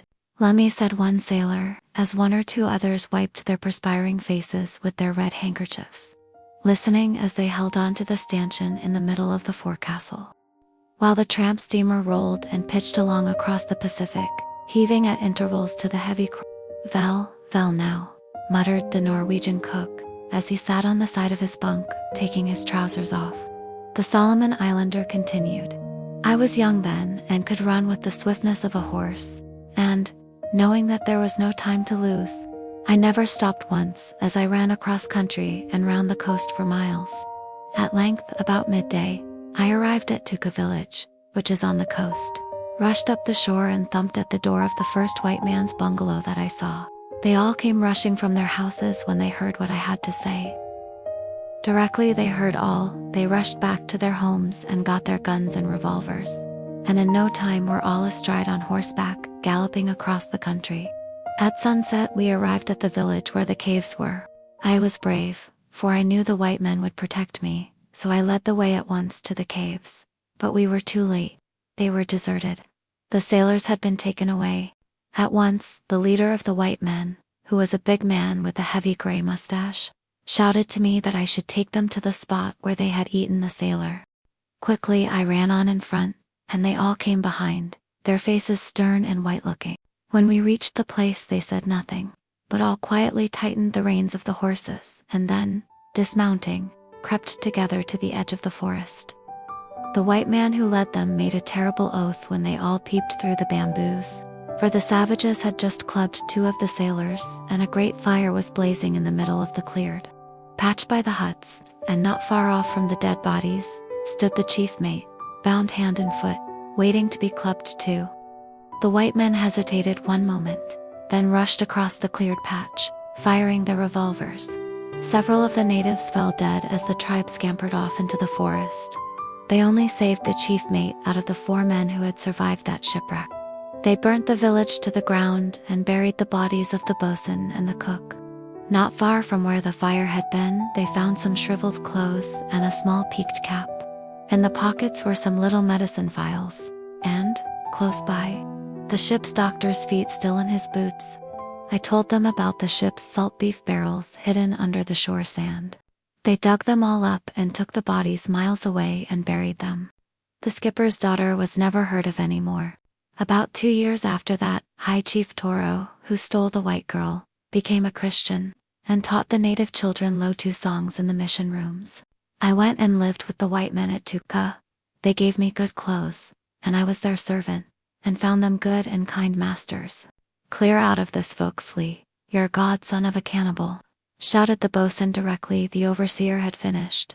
And though he had befriended our countrymen, we too felt a bit disgusted, and knew how the bosun felt as we looked up at the thick-lipped Solomon Islander's face. The foregoing is as much as I can tell you of the main facts of the native story. I have left out all the gruesome embellishments and the heart-rending cruelty of the native's description of the white girl's grief in the hands of the cannibal monsters. Let us hope it was not true. But I must admit, many things made my heart thump as I listened to all that seemed to true. The bosun and his shipmate never argued over that tale. The Norwegian cook at last pulled his trousers right off and said, "Val now, it's too terrible to think of," and swung his legs round into his bunk. I turned in also just opposite him, and said, "Let's keep the lamp on. I don't feel sleepy tonight." Next day we dropped anchor in Suva harbor and stayed there 2 days. I had previously been to the Fiji group and stayed there for a considerable time, having various experiences with the natives and traders. Experiences which will appear in the second half of these reminiscences. The crew went ashore and had a fly round, walked the parade and visited all the drinking establishments. The bosun and his mate came back arm in arm, arguing at the top of their voices. They had been drinking rather heavily. When they got on board, the bosun sighted the natives poking their heads out of the forepeak hatchway, and, thinking of the tale the overseer had told us, he shouted at them, "Get down below. You're cannibals," and then made a rush for them. We were obliged to hold on to him, to keep him from going down between decks. At last we got him into his bunk, but none of us had any sleep, for he shouted about cannibals all night and swore that we had got thousands of them on board. Next day, just before we left Suva, a passenger came on board. He was an old gentleman with bristly eyebrows, who wore a monocle. He carried 2 large portmanteaus and came puffing up the gangway, and directly he got on deck, he started shouting, "Steward, steward." Spying the bosun by the main hatch, he mistook him for the steward, and, looking through his eyeglass, said, "Where's the saloon?" At the same time he handed him the largest of the portmanteaus. With disgust wrinkling his florid nutcracker face, The bosun pointed forward. Off went the old man, muttering something under his breath about the discourteous behavior of sailors. "Down there," shouted the bosun as the passenger got up against the forepeak, and called once more, "Steward." Then down the forepeak he went. In a few seconds we heard a wild yell, and up came the old fellow hatless, with his face pallid with fright. He had landed in the middle of the huddled natives below. "Help! Help!" he shouted. I told him it was all right, put his hat on for him, and went down quickly and fetched up his portmanteau, which he had dropped in his fright. He was all of a tremble. His hand shook visibly as he clutched his property. The German steward came hurrying forward, and when he sighted the old gentleman's massive gold chain and jeweled fingers, almost fell forward on his face, bowing and scraping in his apologies. When the old fellow recovered, he swore he'd sue the bosun in Sydney for damages. We had a fairly fine passage across to New South Wales, and in a week sighted Sydney Heads. We dropped anchor out in the stream, and the old passenger went off in a tender. He had got over his adventure, and shook his umbrella good-naturedly at the bosun, who grinned at him over the forecastle head. I was pleased to see the lovely shores of Sydney Harbour again. That same night I stood on deck and saw the beautiful seaboard city rising grandly, with her spires and walls, as moonlight crept over the horizon. Sydney by night is a sight that makes you easily understand the cornstalk's pride in their beloved city. Next day we berthed by Circular Quay. It was fearfully hot, real dog day weather. Hospitality abounds in Sydney, and one never need feel lonely, for on stepping onto the wharf I was once more enthusiastically welcomed by an immense crowd of mosquitoes. We can joke after, but I did not see life then as I do now. How I recall it all, my beautiful youth day, as a woman's heart secretly remembers her first love, and gazing back feels the old passion, sees the rosy horizon of dreams, the absolute certitude of old vows, spoken by that voice that expressed all the happy universe. Yes, so do I remember the sleepless, hungry nights under the stars that shone over the trees, nights radiant with dreams. Dear audience, this memoir is a voyage through the seas of youth, storms raging, engines coughing, the hold packed with migrants, sailors both rough and humorous, and a chilling tale of shipwrecked souls. Yet after all the chaos, come the dawn over Shuva, the moonlit harbor of Sydney, and the aching memory of a youth, brilliant with dreams yet hungry with struggle. Life will bring tempests that knock us down, and dark holds that make us afraid. But keep the three things the storyteller carried: ears that listen, feet that keep moving after the storm, and eyes that still see beauty in the night. Then you too will reach the shore, not because the sea is calm, but because your heart endures. And finally this, keep your compassion sharp. When the music swells, whether it is a village chant or a cornet in the dark, listen for the single human note that does not boast and does not beg. Follow that note, it will lead you home. I had lived in Sydney 5 or 6 years before, when I had run away from a ship in Brisbane and had come across to Sydney full of dreams and hope. I was then only 14 years of age. How vividly I recall those days and nights. Once more I stand on old Circular Quay and seem again to breathe through my dreams the turbulent poetry of emigrant sin and sorrow. For how many cargoes of human lives have been brought across the world and then dumped down on the quay. I dream on, and see the silent wool clipper ships lying alongside the wharfs, the tall masts and long yards at rest beneath the sky. The fine carved figureheads look alive, their grand allegorical faces gazing, their outstretched arms pointing toward Sydney's silent streets.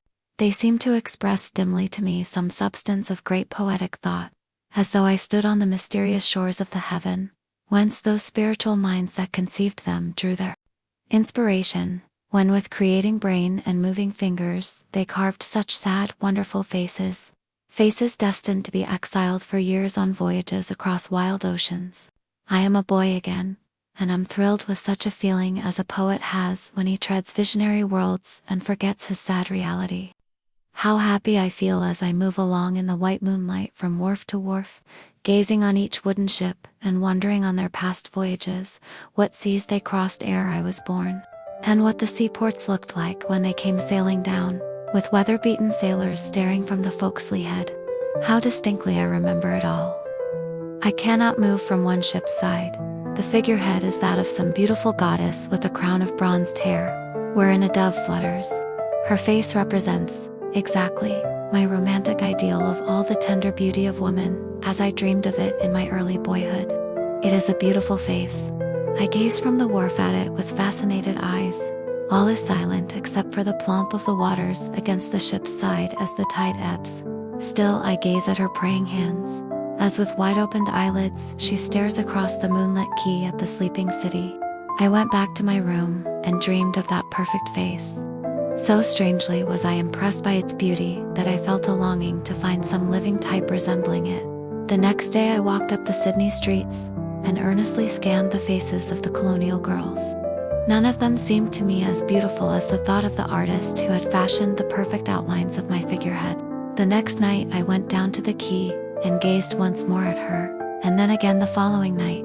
But when I arrived on the wharf, to my great sorrow, I found her gone. She had left her beauty in my soul, and though she was only an insensate figurehead, the memory of her features and expressions stirred and fired some devotional dream within me, and gave me a poetic reverence for womanhood, a gift from out the great strangeness of things that I have ever cherished.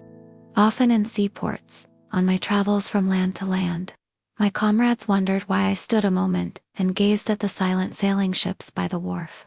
But, though I searched, I never saw that figurehead again. I suppose they have broken those old wooden ships up now, and burnt them on the hearth fires of the cities, and by them other boys have probably dreamed of strange lands, and lovers gazed in the curling flames with shining eyes. Ah, little did they dream what their log of firewood had meant to me. And while they kissed with clinging lips the substance of my boyhood dreams, those features that lived spiritually in my imagination fell to ash as the flames faded in the homestead hearth fire. The poetry of Sydney Harbor, with its sights and turmoil of sound, lives in my memory as though today is far off yesterday. I even remember, and feel again, my strange romantic loneliness as I watch the silent ships lying out in the bay. Night, like life, is on the deep, tide-moving waters. In the dark depths, the fixed mirrored stars shine steadfastly like eternity, while over them, the waters ebb seaward or flow towards the shore. The outline of North Shore, like another continent, rises across the wide harbor, and exactly opposite are the spires of the grand, silent, seaboard city. Some drunken sailor's song floats across the bay from the windjammer that is lying at anchor out in the stream. Several lights are twinkling across by Miller's Point.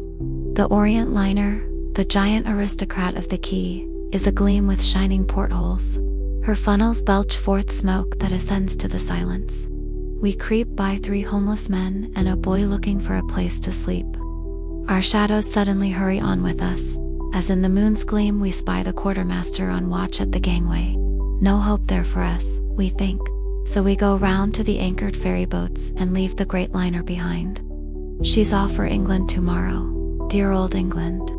Oh, magical word to how many exiles in the sleeping city, and especially to us, with our stomachs rumbling with emptiness. The big manly beach ferry boat is moored by the wharf. Our frightened eyes look carefully around. Then down on board we go to seek the cushioned settees of the saloon. We slept there last night. Again we creep into the saloon. 4 of us: Roberts, the ship stoker, villainous looking old, with unshaved face; Ross, the son of the Right Honorable; and the third man, who is a late schoolmaster from a school of great distinction. He is a pessimistic looking chap, perhaps because he lent Ross his last 10 shillings on the promise of 500% interest when Ross got an expected check from England. Ah, woeful when the night is getting old and cold. How comfortably the warmth of the dim saloon strikes us as we 4 derelicts creep across. The moonlight is streaming through the portholes. Ross smothers a note of irresistible exultation, for he has spotted a large bunch of bananas on the saloon table. Such sudden unexpected affluence is too much for me, and even as I wonder why the saloon smells so strongly of fresh tobacco smoke, I sit down, plump, on the stomach of the ferryboat's night watchman, who is asleep on the settee. A terrible yell of pain escapes the official's lips.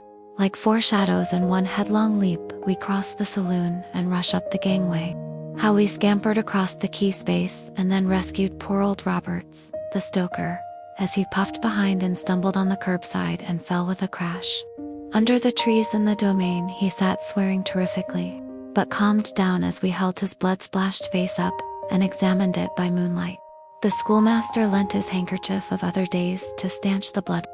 Ross promised another 15 shillings when the check came.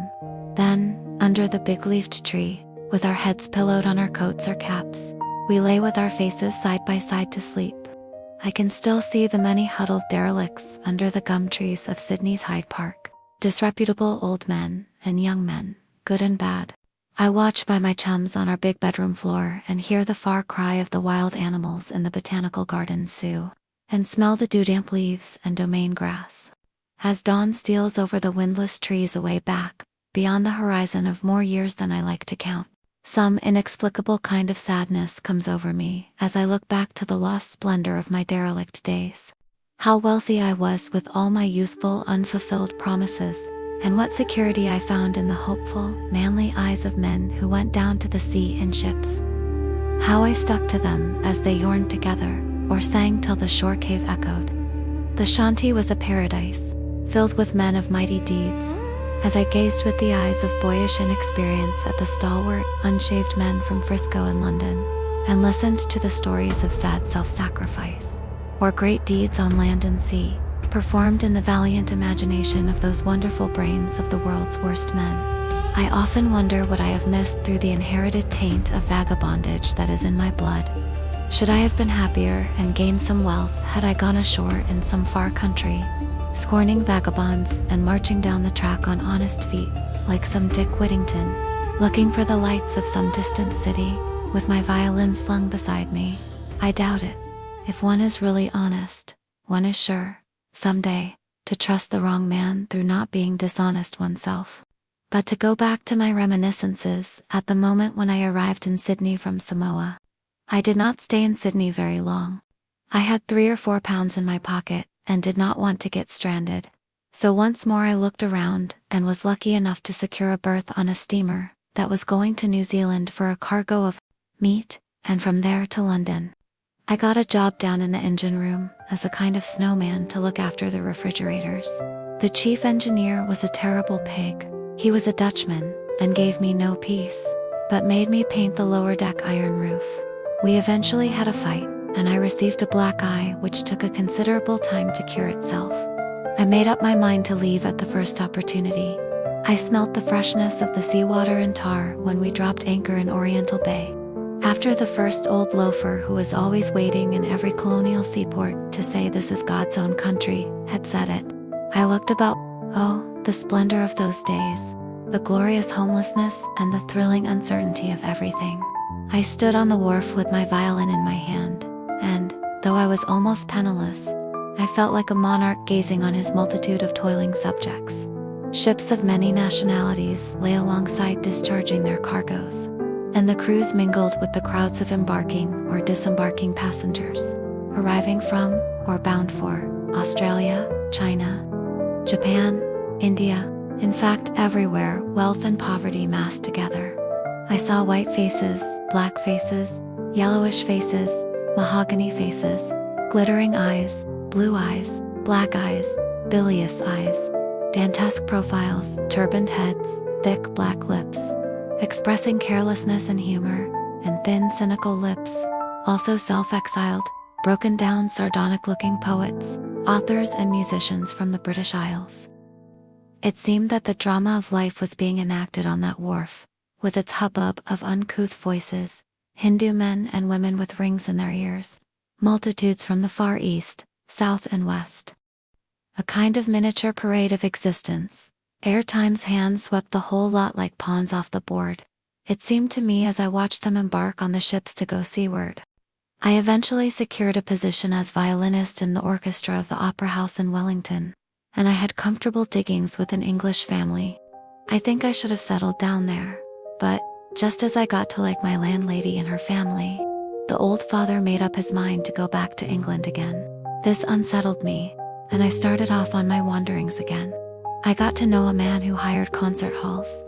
I played at many of his shows, performing Paganini's Carnaval di Venice, also Debussy and Spar concertos. I was received very well indeed, and I should have stopped on at the game, but I was very unfortunate. I could not live on the applause which I received through being billed as the sailor violinist.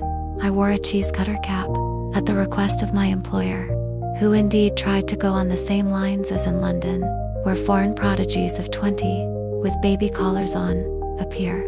I barely got any wages. My employer secured the profits. I never knew a man who could promise so much and give so little as that particular employer of mine did. And what he did give, he gave with such an air of munificence, as though he was conferring a favor on me that I had never expected, or earned, that for the moment I was completely disarmed and my protest died on my lips. So one day I started off with my violin up country.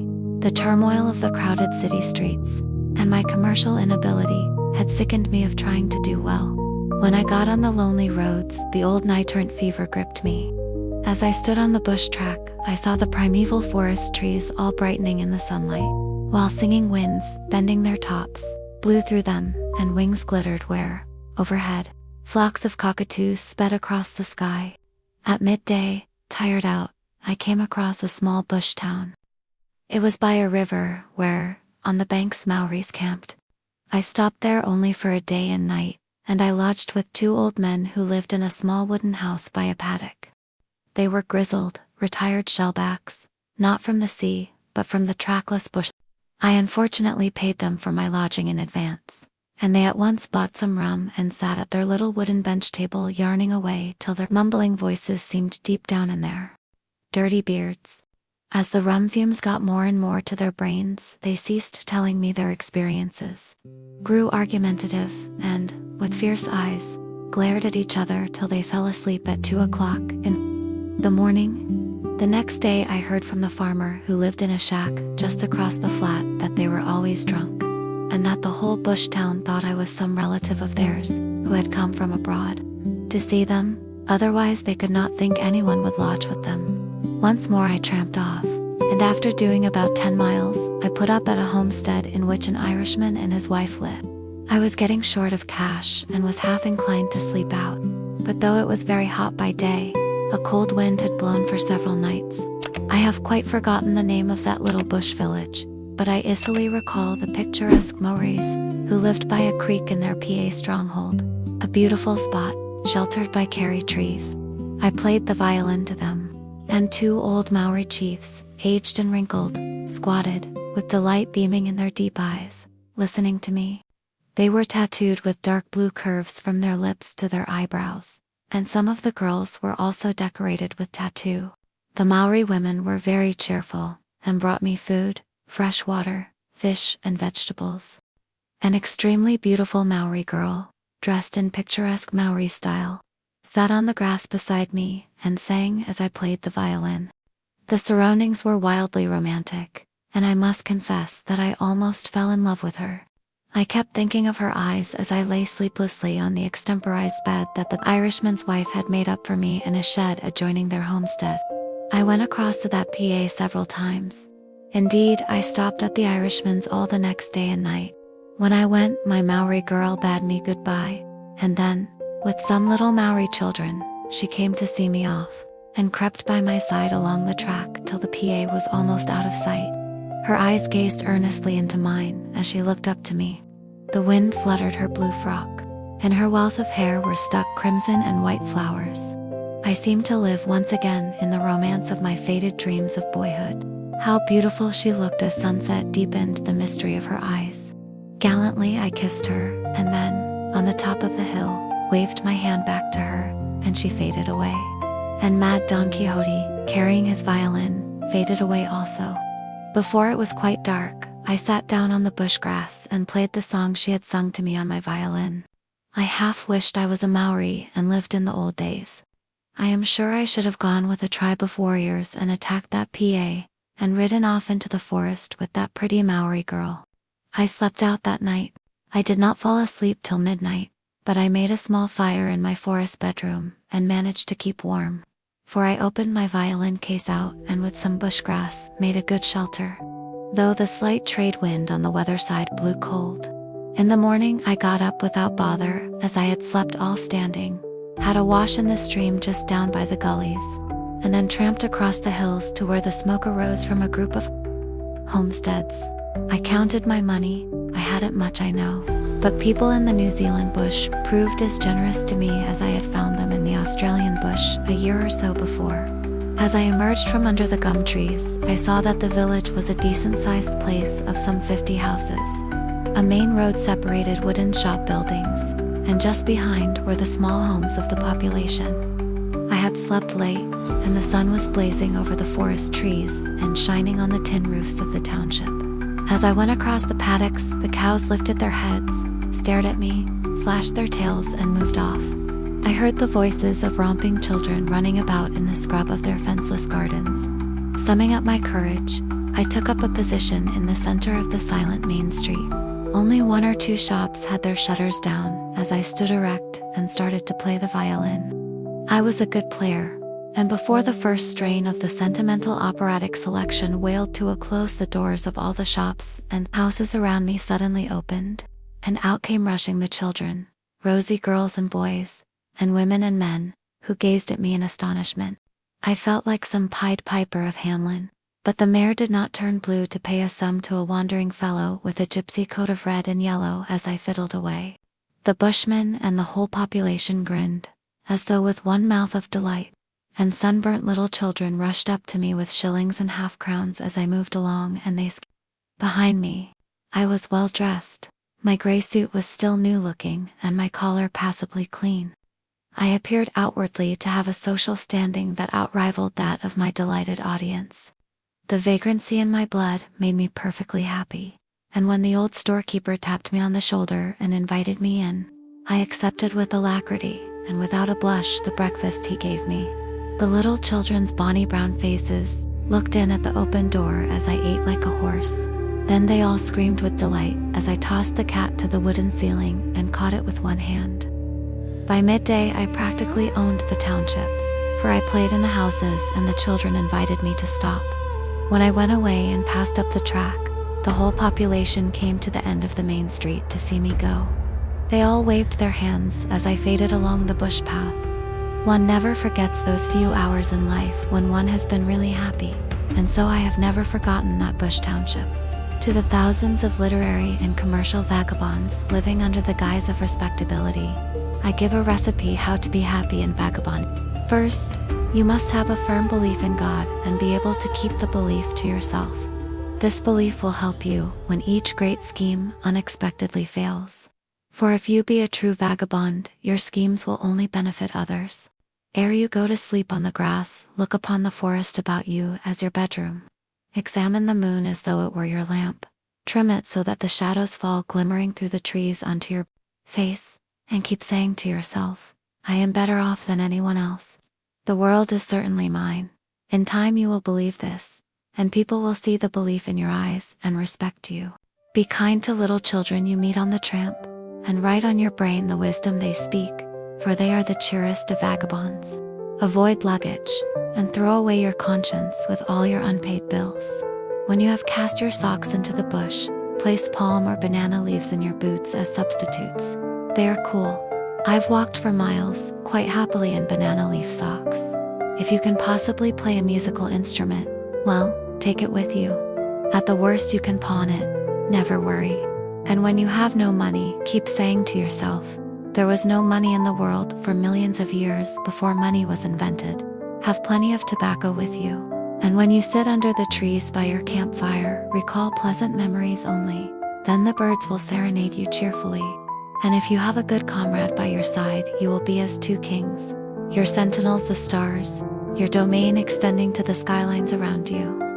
Remember that when beggars die, before they put them to bed, they wash their feet and place half-crowns on their eyelids so as to keep them closed in deep sleep. If they do that for the dead, what will they do for the living? As the first tramped along, the sun blazed down, and I left the track for the shade of some majestic trees. Across the gullies I saw a campfire burning and a man cooking food on it. I had run across a New Zealand "Hello matey, how goes it?" he said as I approached. "All right," I answered cheerfully, as he looked at my violin and then up at me and said, "Want some Tucker?" I accepted a lump of damper, and, as his old dog greeted me affectionately and licked my hand, I sat down beside him. We tramped along together all that day and slept in a gully off the track. He was an experienced bushman and made up 2 splendid soft mattresses of leaves and moss, and with the dog's soft muzzle crouched to the ground, its sentinel eyes agleam between us, we slept, and I dreamed of the Maori girl. My companion did not seem extremely gifted, but he was a philosophical and kind companion and never argued, only listened. He had little thought of the morrow. Dead yesterday was the land of his dreams, for he was generally retrospective in his conversation. Nevertheless, he was agreeable, and though I understood little of what he said, the note of the mumble in his beard sounded pleasant. I gathered that he had been tramping for several years, and was off to see some friends who lived up country on a farm of their own. We had a sad misfortune together. About an hour after we had left a cattle yard that was just off the track, we were tramping along and the old fellow was mumbling, when suddenly his dog ran in front of us and started to whimper and yelp, and then fell down. It had evidently eaten something that was poisonous. Before sunset, it died in great agony. My friend, indeed both of us, were very much upset. The poor dog had traveled with him for some years. Before it got dark, we went into the forest under the gum trees, and I dug a hole at the foot of a large blue gum, then covered our silent sentinel over, as possums leaped overhead in the trees. I did everything, for my companion was too upset. I also cut its name, Bill, on the tree trunk. He lent me his knife, and when he spoke, his voice sounded husky. "I'm a bit of a fool," he mumbled. "No, you're not. I understand," I said. Next day I gave him a large tobacco plug and some money. But still, he walked along by my side, looking in front and never even speaking, as the flocks of parakeets shrieked across the sky. We came to a river with rushing falls, and a lagoon beside it caused by the overflow when torrential rain fell in the mountains, which rose miles away, brightening behind us in the sunset. I bathed my feet in the cool water. The bushman looked on, and when I asked him to bathe also, he mumbled out that he had bathed like that once before and was afraid. That same evening, we came across a deserted Maori stronghold. The Wara's huts were in ruins and overgrown. Where the garden had once been, among the tall grass and crowds of everlasting flowers, blossoms like vividly colored crimson and yellow parchment, still grew rock melons, tomatoes and other fruit and vegetables, which the Maoris had cultivated. The silent old bushman, to my astonishment, joined me in my reflections as I stood and gazed on the relic of the once prosperous people. "I guess we'll camp here tonight, for it's not too warm these times," he said. And so we went into the one hut that had withstood the rotting encroaching of time and still had a roof on. The floor was carpeted with weeds and flowers. Even the hollow that had served for a fireplace had burst into bloom. And as my quiet old comrade, bending by the door, gathered dead scrub and gum wood to make a fire to boil the billy can water, the wind moaned fitfully through the forest boughs overhead. I fancied I heard the dead Maori's voices calling and echoing in the forest depths, and the laughter of girls who were long ago dead. I was told by my comrade that it was the ruins of a PA stronghold that had been attacked by an enemy tribe, all of the defenders having been killed. As the shadows closed, and sunset left a gleam out westward, we sat together. In the corner of the wari, the sundowner had made our beds, so placed by the bushman's instinct that they were completely sheltered from the drafty weather. My comrade, who was so methodical in his habits, and had the night before pulled his boots off and turned in punctually at sunset, seemed wakeful and started talking to me. I understood all, he said, for I had got used to his pronunciation, odd though it sounded, owing to his having lost all his teeth. I had been playing the violin to him, and as he sat intently listening, with his bearded chin on his hands, I played on, very pleased to find that he appreciated music. First, I had played a commonplace jig, thinking that it would appeal to his uncultivated mind more than direct melody. But when I played a melody from some operatic selection, he at once lifted his half-closed eyelids and said approvingly, "That's right," I inwardly said to myself. He's an ignorant, low old fellow. But there's something in him. He's got feeling anyway. And I thought of his manner when I buried his dog. I had been reading a little book, I forget the name of it, but it quoted the philosophers a good deal, and dealt in such subjects as the human mind and the universe as it appeared to the senses. As I looked up at the stars, I pondered, and, half in earnest and half with an idea of showing the old bushman how clever I was, I said, "All those stars out there are other worlds." And then I used such phrases as infinite extension, a lot of high-toned phrases that I did not understand myself. He listened silently, and that was sufficient. I felt that, though he had no imagination, he would look upon me with wonder in his eyes and think how clever this youth is. So I rattled on with enthusiasm about the vastness of things and how, but for man's consciousness, there would be no big or little, sight, sound, or time, and how the immensity of space was a mighty ocean of nothingness, a fungoid growth, wherein like jellyfish universes floated in the eternal waters of darkness, and as they twirled and flashed, their sparkles were the stars. Still he listened, and with pride I again delightedly attacked his profound inferiority, striving to explain that all material and immaterial things were chimeras of the mind's madness, that crept on shadowy feet through a vast nothing, which was the universe. I told him that he was not then listening to me by the campfire, but was as the image of myself, an image that I saw at that moment in his wide open eyes, as he suddenly looked up at me and said, "That'll do. If there's nothing, then your opinions, and those of all the philosophers, are nothing." My hearing seemed to have gone wrong. He mumbled off a Latin phrase. I knew it was Latin, but that's about all I did know. His gray, deep-set eyes looked steadfastly at me. The lightning rapidity of intuition telegraphed to my brain a startling message, which in human speech would go this way: tick, tick. Your old bushman, whom you think you are teaching, knows more than you think he does. Two feelings struggled within me. One mockingly laughed at my discomfiture at being such a fool, and the other smiled with pleasure to find my old man was not one. I quickly recovered, and in my heart thanked the fungoid universe that it was dark, so that the old man could not see my blush as I dropped my pipe and groped for it in the shadows. And then I received another shock, for he quietly picked my violin up and very quietly started to play. His fingers were stiff, and the bow once slid over the bridge, but it was very evident that somewhere, back in the past, my mumbling old bushman had been a decent violin player. Removing the fiddle from the depths of his dirty beard, he said quietly, "That's a French-made fiddle. Not a bad tone either. You can tell that by the curve of the back and the shape. Savvy?"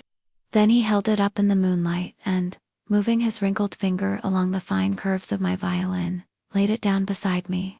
"You've been a good violin player in your time," I replied. "Yes," he said, and not a word more did I get out of him, except, as he knocked the ash from his corncob pipe, "It's getting late, chappie." Then with a sigh he lay down in the corner on his bed and almost immediately went off to sleep. He snored vigorously as I lay beside him, quite sleepless. I looked at the outline of his sleeping face, which I could just distinguish by the stream of moonlight that came through the broken wall opposite us. Whether it was because of my just acquired knowledge that he was not an uneducated derelict, I don't know. But I fancied the outline of his face looked decidedly refined, notwithstanding the gray, unkempt beard and sweaty grime. Next morning we rose early, and the bushman cooked the breakfast on a fire which he built by the deserted Wara's doorless passage. And as he poured hot tea into a mug from his big billy can, and handed it to me, he placed in it the last remaining bit of sugar, going without sugar himself. I noticed this, but when I remonstrated, he simply said, "Never you mind, chappie. You're not as hardened as I am." I tried to learn something of his history, but to all my interrogations he was either silent or evasive. One thing I did learn, and that was that he was by birth an Englishman. That same day, after crossing some very rough but wildly beautiful country, we arrived at a homestead where there were several outhouses being built. It turned out to be my comrade's destination. The owners gave him a great welcome, took us both inside, and in no time had a table laid ready and a good feed of meat and pumpkin for us. They also were emigrant English folk. As we sat at that grand table decked a venerable old blind man, who had been a sailor, sat at the shanty door, secured from the blazing sun by the shade of the thickly clustered grapevines, and sang, "Oh ho, Rio. We're bound for Rio Grande." He had retired, in England, from the sea many years before, and was the father of our host, who had sent home for him and paid his passage out to New Zealand. He was a jolly old fellow and, though over 80 years of age, danced a hornpipe and sang, in spite of being quite blind. How his white whiskers and red beak nose tossed as I played the fiddle and he shuffled his feet and sang. And the boys from the next homestead, a mile over the slopes, watched with delighted eyes. "Avast there. Turn to," he would say, as he asked for a bit more of anything at the table to eat. And he loved to say that his rheumatism had given him a twinge on his weather side, or on his starboard side or his stern, as he moved his sightless eyes about and swayed, as though he walked a rolling deck, across the shanty floor. The last I saw of my traveling comrade the bushman was when he was sawing poles in two and carefully measuring them with his little rule. Several new outhouses were being built, and his friends gave him a job for a few days. When the job was finished, I have no doubt he went off once more on the track, with his home on his back. I never heard why he lived that life, or who he had been away back in the has-been past. But I took good care after my experience with him not to try and talk philosophy or teach shabby-looking old men. Very soon after I bade the New Zealand bushfaller goodbye, I went off visiting various townships with my violin and became a wandering troubadour. I grew so well off that I was able to go on, devoid of all worries, and see a great deal of New Zealand's romantic scenery. Dear audience, this chapter is a hymn to vagabond youth and the strange teachers we meet on the road. A runaway boy haunts Sydney's wharves, falls in love with a ship's figurehead, sleeps on ferry benches, then drifts to New Zealand. He earns meals with a violin, is crowned for a day by a small bush town, nearly falls for a Maori singer, and learns humility from a ragged bushman who plays better than he boasts and quotes quietly instead of preaching. Beauty can ignite a life, hunger can sharpen wonder, and wisdom often wears dusty boots. Carry a craft that opens doors, treat strangers with courtesy. Hold fast to curiosity and courage. If you must wander, wander kindly. The world repays a listening heart and steady feet.